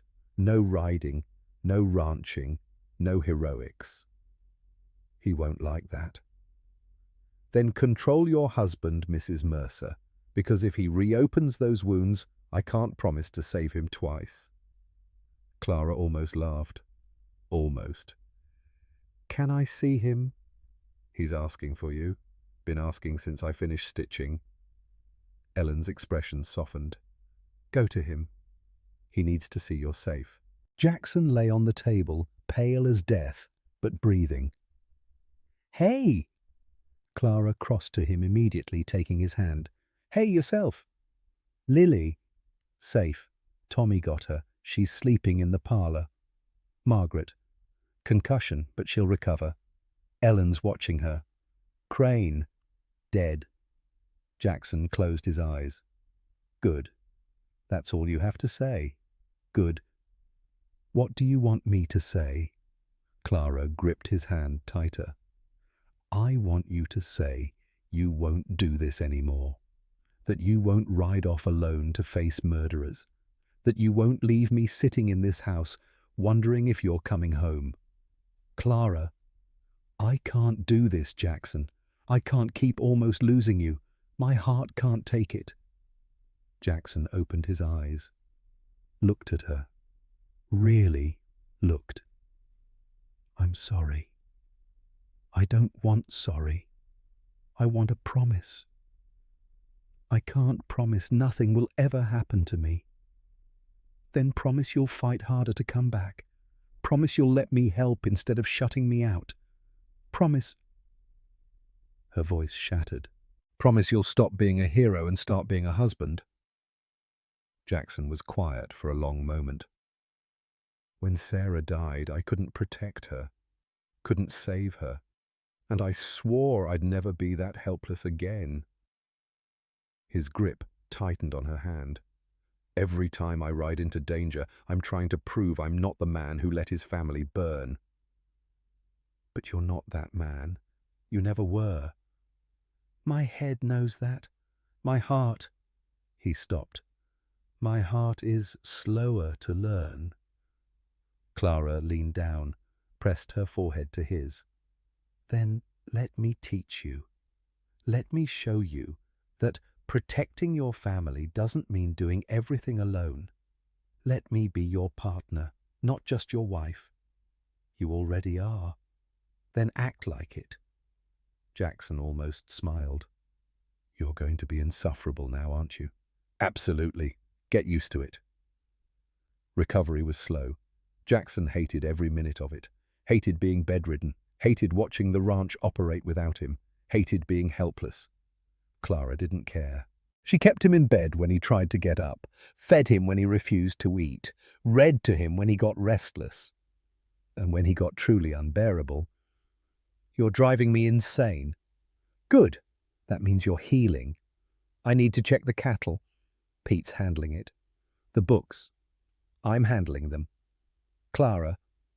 Jackson Mercer." She sat on the bed beside him, hands on her hips. "If you try to get out of this bed one more time, I will tie you to it." His eyebrow rose. "Promise. Don't be cute." "I'm not being cute. I'm being frustrated and bored and alive." Clara's voice softened. "You're alive, Jackson. You almost weren't. Can you please just let yourself heal?" Jackson's resistance crumbled. "Fine, but I reserve the right to complain. I'd expect nothing less." 3 weeks later, Jackson walked outside for the first time.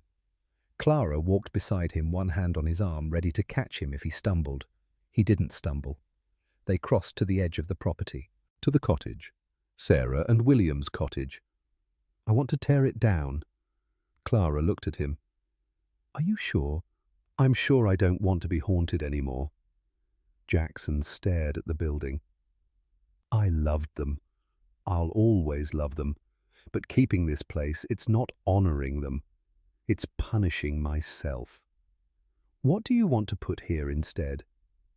Jackson was quiet for a moment. "A school." Clara blinked. "What?" "You were a teacher. There are children on the ranch, workers' kids' families in the valley, and the nearest school is 20 miles away." He turned to face her. "What if we built something here? Something that helps, instead of hurts?" Clara felt tears prick her eyes. "You'd do that?" "I'd do anything for you." Jackson cupped her face. "Including letting go of the past." They burned the cottage together. Clara stood with Jackson as the flames consumed the small building, watching 4 years of grief turn to ash. "Are you okay?" "No." Jackson's voice was raw. "But I will be. We'll build something beautiful here. We already have." He pulled her close. "We already have." The school took 6 months to build. Clara designed it herself. Bright rooms, big windows, space for 20 students and room to grow. They hired a teacher from Helena, stocked it with books from San Francisco, opened it on Lily's first birthday. "To new beginnings," Jackson said, raising his glass at the opening celebration. "To new beginnings." The crowd echoed.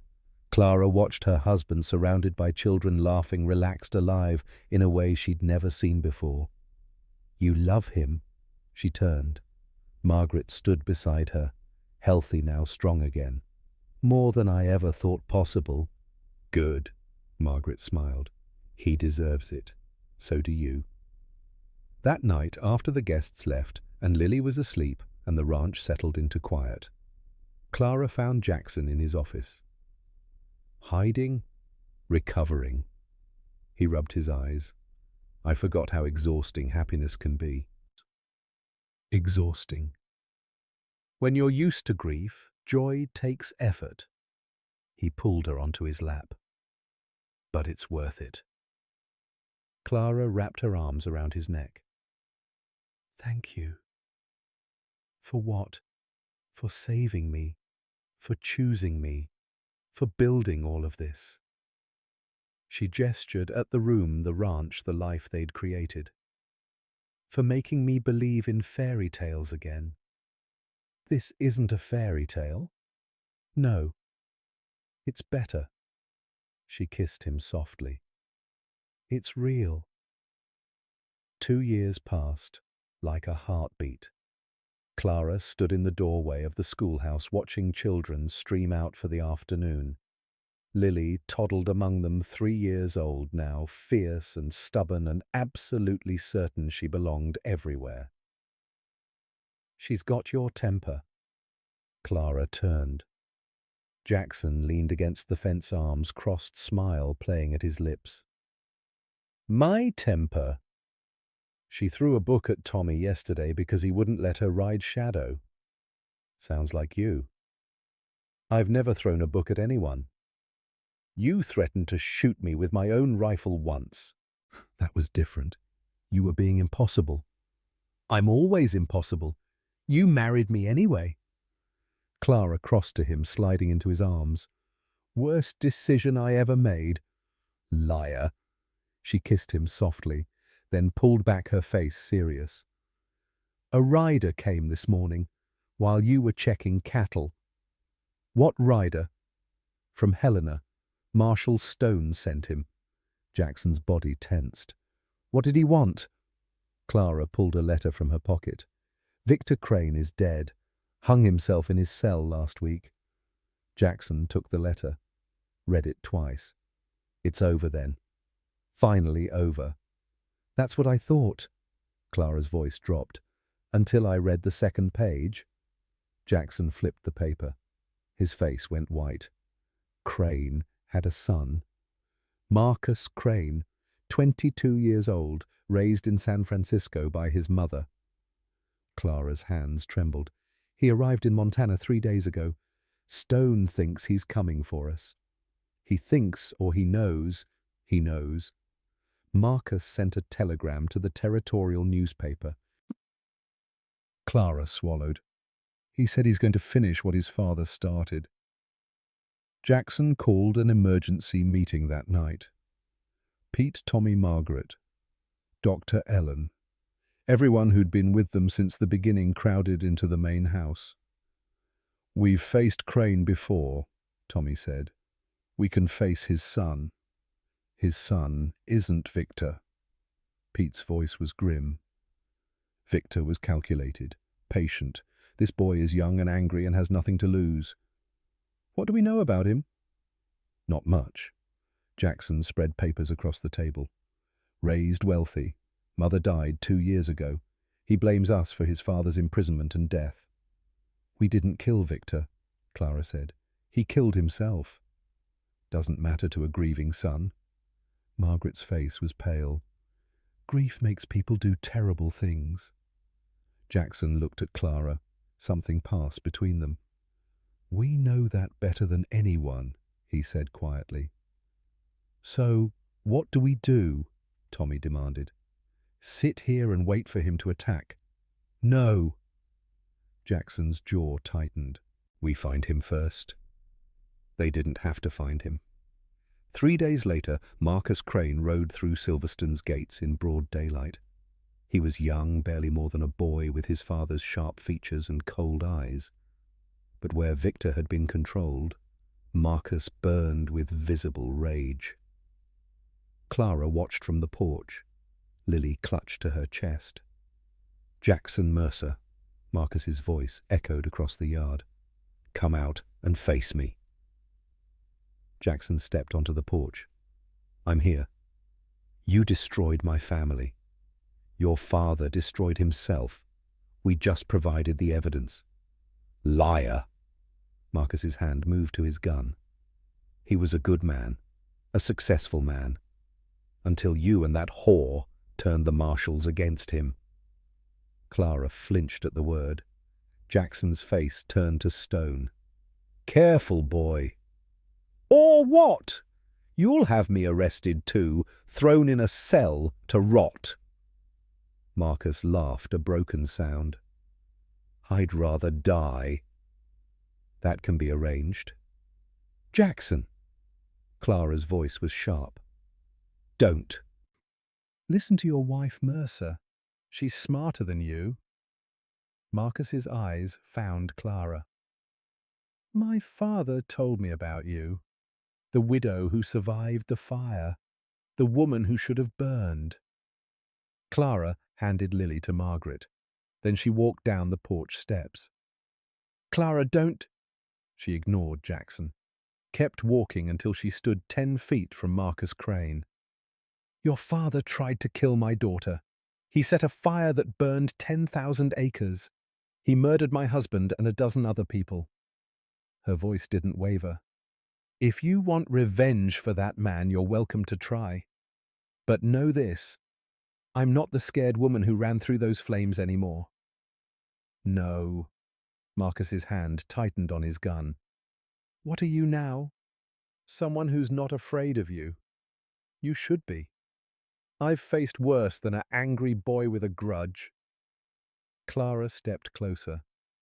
Your father was a monster. But you don't have to be. You can walk away right now. Start over somewhere else. Build a life that isn't defined by his sins. You don't get to tell me what to do. No, I don't. But I'm giving you a choice, the same choice I was given when I arrived here with nothing. Clara's voice softened. Revenge won't bring him back, Marcus. It'll just destroy you. For a moment, just a moment, something flickered in Marcus's eyes. Something that might have been doubt. Then it hardened again. I'll see you dead, Mrs. Mercer. You and your husband, and everyone who helped you. He turned his horse and rode away.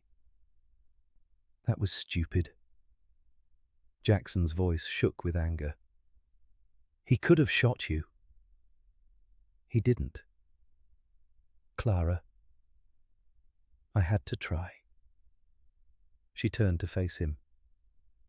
He's not his father, Jackson. He's a boy in pain. I know what that looks like. That boy just threatened to kill our entire family. And I'm not saying we ignore that. I'm saying... She stopped, breathed. I'm saying there's still a person in there, buried under all that rage. You can't save everyone. No, but I can try. Clara took his hands. Isn't that what we do here? Give people second chances. Jackson was quiet for a long moment. He's not like the families we help. Maybe not, but he could be. Clara squeezed his hands. Let me try. One more time. If it doesn't work. If it doesn't work, I handle it my way. Agreed. Clara found Marcus 3 days later. He was camped outside Silver Falls alone, drinking from a bottle that was nearly empty. You shouldn't be here. His words slurred.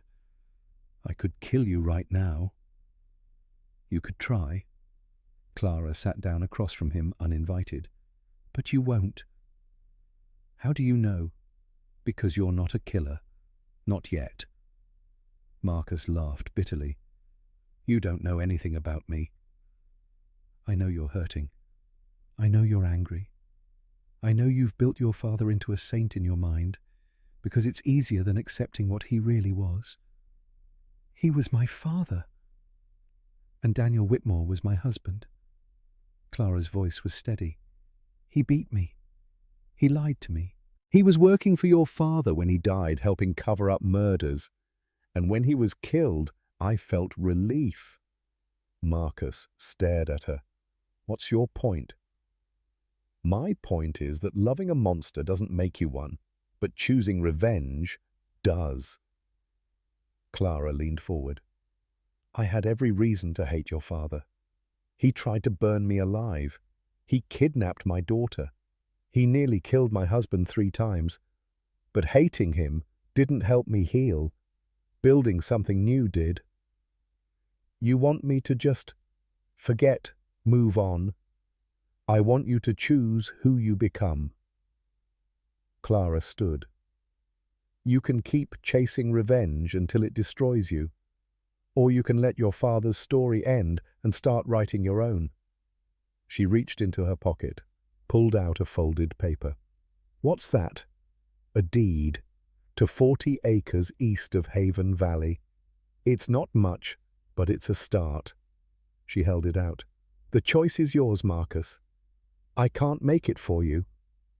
Marcus didn't take the paper, didn't move. Clara set it on the ground in front of him. If you ever want that second chance, you know where to find us. She walked away. Jackson was furious. You gave him land. I gave him a choice. He threatened our family, and I offered him a different path. Clara faced her husband squarely.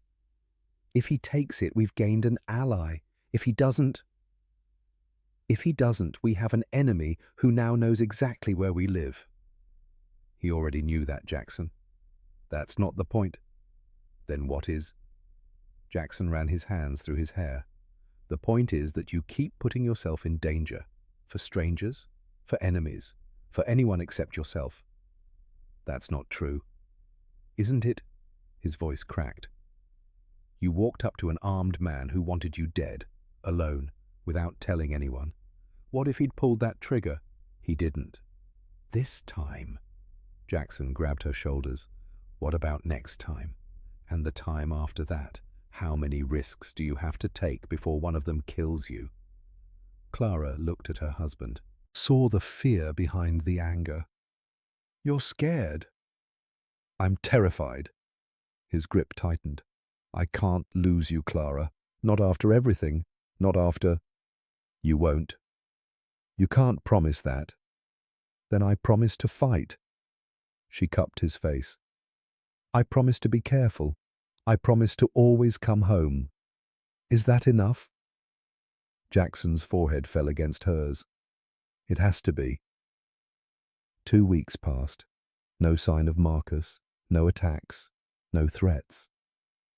Clara tried not to hope, tried not to imagine that her words had made a difference. Then Tommy came running. Ryder at the gates! It's him! Clara's heart stopped. Jackson grabbed his rifle. Stay inside. Jackson! Stay inside! He was gone before she could argue. Clara moved to the window, watched Marcus Crane dismount at the gates, watched Jackson approach with his rifle raised, watched Marcus hold up his empty hands. She couldn't hear what they were saying, could only see Marcus's lips moving, Jackson's rigid posture, the tension crackling between them. Then Jackson lowered his rifle and held out his hand. Marcus shook it. Clara's knees gave out. That night Marcus Crane sat at their dinner table. I went to my father's grave, he said quietly. After you left, sat there for hours trying to feel something. Did you anger at first, then sadness, then... He stopped. Then nothing. Just empty. Clara reached across the table, touched his hand. Empty is where rebuilding starts. I don't know how to rebuild. I only know how to destroy. Then you'll learn. Jackson's voice was gruff. We'll teach you. Marcus looked at him. Why? After everything my father did, because my wife believes in second chances. Jackson glanced at Clara. And I believe in her. Marcus stayed. Not at the main house that would have been too much too soon, but on the 40 acres Clara had offered. He built a small cabin with his own hands, learned to work the land, slowly, painfully began to heal. He's different, Tommy observed after a few months, quieter, calmer. Grief changes people, Clara said, sometimes for the worse, sometimes for the better. Which one is he? We'll find out. 1 year later, Marcus Crane saved Lily's life. She'd wandered too close to the creek during spring floods. The current swept her off her feet before anyone could react. Marcus dove in without hesitation. He emerged 30 yards downstream. Lily clutched to his chest, both of them gasping and shivering. Jackson reached them first. She's okay, Marcus choked out. She's okay. Jackson took his daughter, held her so tight she squeaked. Then he looked at Marcus. Thank you. I told you I'd prove myself. You just did. Jackson extended his hand. Welcome to the family, Marcus. 2 years after that, Clara told Jackson she was pregnant. Are you sure? Ellen confirmed it this morning. Jackson pulled her close. She felt wetness on her shoulder. I thought I'd never after William. I know. A real father, not just, you've been a real father to Lily since the day you saved her. Clara pulled back, cupping his face. This baby is just making it official. I'm terrified. So am I. What if I mess it up? Then we mess it up together. She kissed him softly.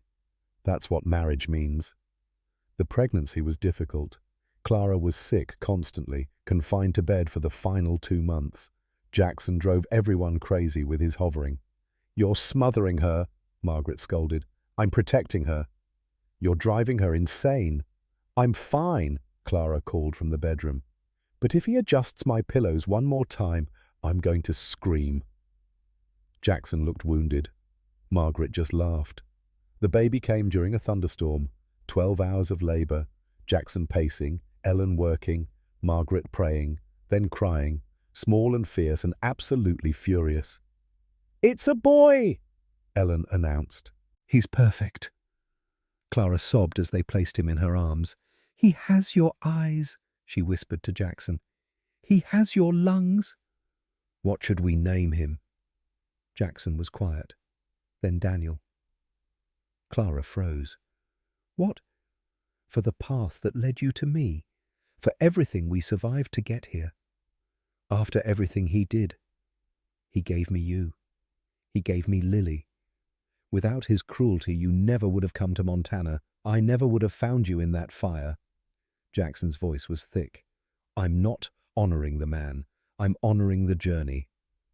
Clara looked at her son, at her husband, at this impossible, beautiful life.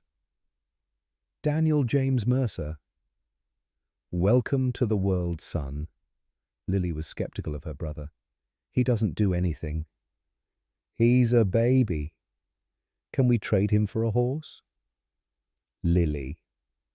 Jackson lifted his daughter onto his shoulders. Family isn't something you trade, even when they're annoying. He's really annoying. So were you. Was not... Ask Margaret. Lily crossed her arms. Fine, I'll keep him, but he has to learn to rope. 5 years later, Haven Valley had transformed. 40 families, a school with 60 students, a medical clinic, a horse sanctuary, and Marcus Crane running the eastern operation, his father's shadow finally behind him. You built an empire, Marshall Stone observed during a visit. Not an empire. Jackson looked at Clara, who sat on the porch with Daniel on one side and Lily on the other. A home. Same thing for some. Not for me, not anymore. That night, a fire broke out in the eastern barns. Clara smelled it first, woke Jackson with a scream. Fire! Jackson, fire! They ran outside. The barn was engulfed. Workers scrambled with buckets, and for one terrible moment, Clara was back in that valley, running, burning, dying. Clara! Jackson gripped her shoulders. Clara, stay with me. I can't breathe. Look at me, look at my eyes. His voice cut through the panic. You're safe. The children are safe. It's just a barn, it's just wood. But the fire isn't going to take anything from us, not tonight, not ever again. Clara forced herself to breathe, to focus, to see. The workers were winning. The flames were dying. The house was untouched. We're okay, she whispered. We're okay. Jackson pulled her close. We're always going to be okay. The next morning they found the source. Lightning strike. Natural. Random. No one's fault. But Clara couldn't stop shaking. I thought I was over it, she confessed to Margaret. The fear, the memories. I thought 5 years was enough. Some wounds don't close completely. They just scar. Margaret gripped her hands. But scars are proof you survived. Nothing shameful in that. I don't want to be afraid anymore. Then don't let the fear win. Margaret's voice hardened. You faced Victor Crane. You faced his son. You faced childbirth and isolation and a husband who didn't know how to love. What's one more fire? Clara almost laughed. When you put it that way. I always put it that way. Now get up. Your children need breakfast, and your husband needs to stop hovering over the workers. 10 years after the fire, Clara wrote in her journal, "Today marks a decade since Jackson pulled me from the flames. 10 years of building, 10 years of healing, 10 years of choosing each other over and over, even when it was hard." Lily is 13 now, fierce and stubborn and so much like me it scares Jackson. Daniel is 8, quiet and thoughtful, already talking about becoming a lawyer. And Sarah Rose, our surprise born during a thunderstorm 3 years ago, is fearless in ways that terrify us both. Haven Valley has helped over 200 families start over. The school has educated 3 generations. And Marcus Crane, once our enemy, stood beside Jackson at the Territorial Council last month, arguing for women's property rights. We built this from ashes, all of it, and I wouldn't change a single flame.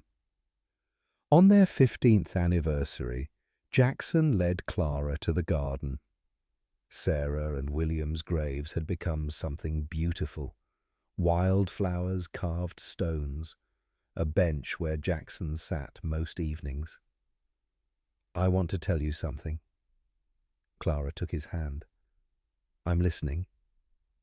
For years I thought Sarah's death was punishment. For not being there. For building an empire instead of building a family. His voice was rough. I thought I deserved to be alone forever. And now I think she'd be proud of me. Of us. Of everything we've built. Jackson's eyes glistened. "I think she'd be glad I found you." Clara leaned into him. "I think so too. I'm not the same man who rode through that fire. No, you're better. Because of you. Because of us." Clara kissed his cheek. "We saved each other, Jackson. That's how it works." 20 years. Clara's hair had turned silver. Jackson's face lined with age. But their hands still found each other every morning. Lily ran Haven Valley's education programs. Daniel practiced law in Helena, fighting for families who couldn't fight for themselves. Sarah Rose studied medicine, determined to heal what couldn't be saved. And young Thomas, their fourth, a surprise at 40, followed Jackson everywhere, learning the ranch from the ground up. "We did it," Clara said one evening, watching the sunset paint Haven Valley gold. "We actually did it." "Did what?" "Built something that matters." Jackson pulled her close. "We built everything that matters. No regrets. Not a single one. Not even..." She hesitated. "Not even the fire." Jackson was quiet for a long moment. "The fire took my first family, almost took you and Lily, burned 10,000 acres and killed good people." He turned to face her. "But it also led me to you, to our children, to this. So, what's the answer?" "The answer is that fire doesn't define us. What we build from the ashes does." Clara smiled. "When did you get so wise?" "I married a stubborn woman. Wisdom was required." "I love you, Jackson Mercer." "I love you too, Clara Mercer. From the moment I found you in those flames to the moment I take my last breath. That's a long time. Not long enough." He kissed her softly. "Never long enough." The next morning, Clara found Jackson at Sarah and William's garden one final time. Saying goodbye. Saying thank you. He stood brushing dirt from his knees. "They led me to you. Somehow, someway they led me to you. Then let's make sure their legacy continues." How? Clara took his hand, led him back toward the house where their children were waking, where Haven Valley was stirring, where 100 families were building their own second chances. By never stopping, she said. By building and teaching and loving until there's nothing left. By proving that endings can become beginnings. And if the fire comes again? Clara stopped, turned to face her husband. Then we walk through it together, like we always have, like we always will. Jackson smiled, the smile she'd spent 20 years earning. Together. Together. Some fires destroy everything they touch. They reduce whole lives to ash and memory. They take what's precious and leave nothing behind. But some fires, the rare ones, the precious ones, burn away only what doesn't serve. They clear the ground for something new to grow. Clara and Jackson Mercer had walked through fire, not once but 100 times, every challenge, every enemy, every fear, and from those flames they'd built an empire of compassion, a legacy of hope, a family forged in fire and refined by love. Their story didn't end with a sunset. It continued in every family Haven Valley saved, every child their school educated, every life their community touched, every second chance they gave to people who'd been told they deserved nothing. Fire had brought them together. Fire had nearly torn them apart. But love, stubborn, patient, impossible love, had held them steady, and that love would endure, not despite the flames, because of them. Clara and Jackson Mercer had learned the only truth that mattered. Some fires don't destroy, some fires transform. And the greatest love stories aren't written in spite of the ashes they're built from them. This was their legacy. This was their truth. This was forever. The end.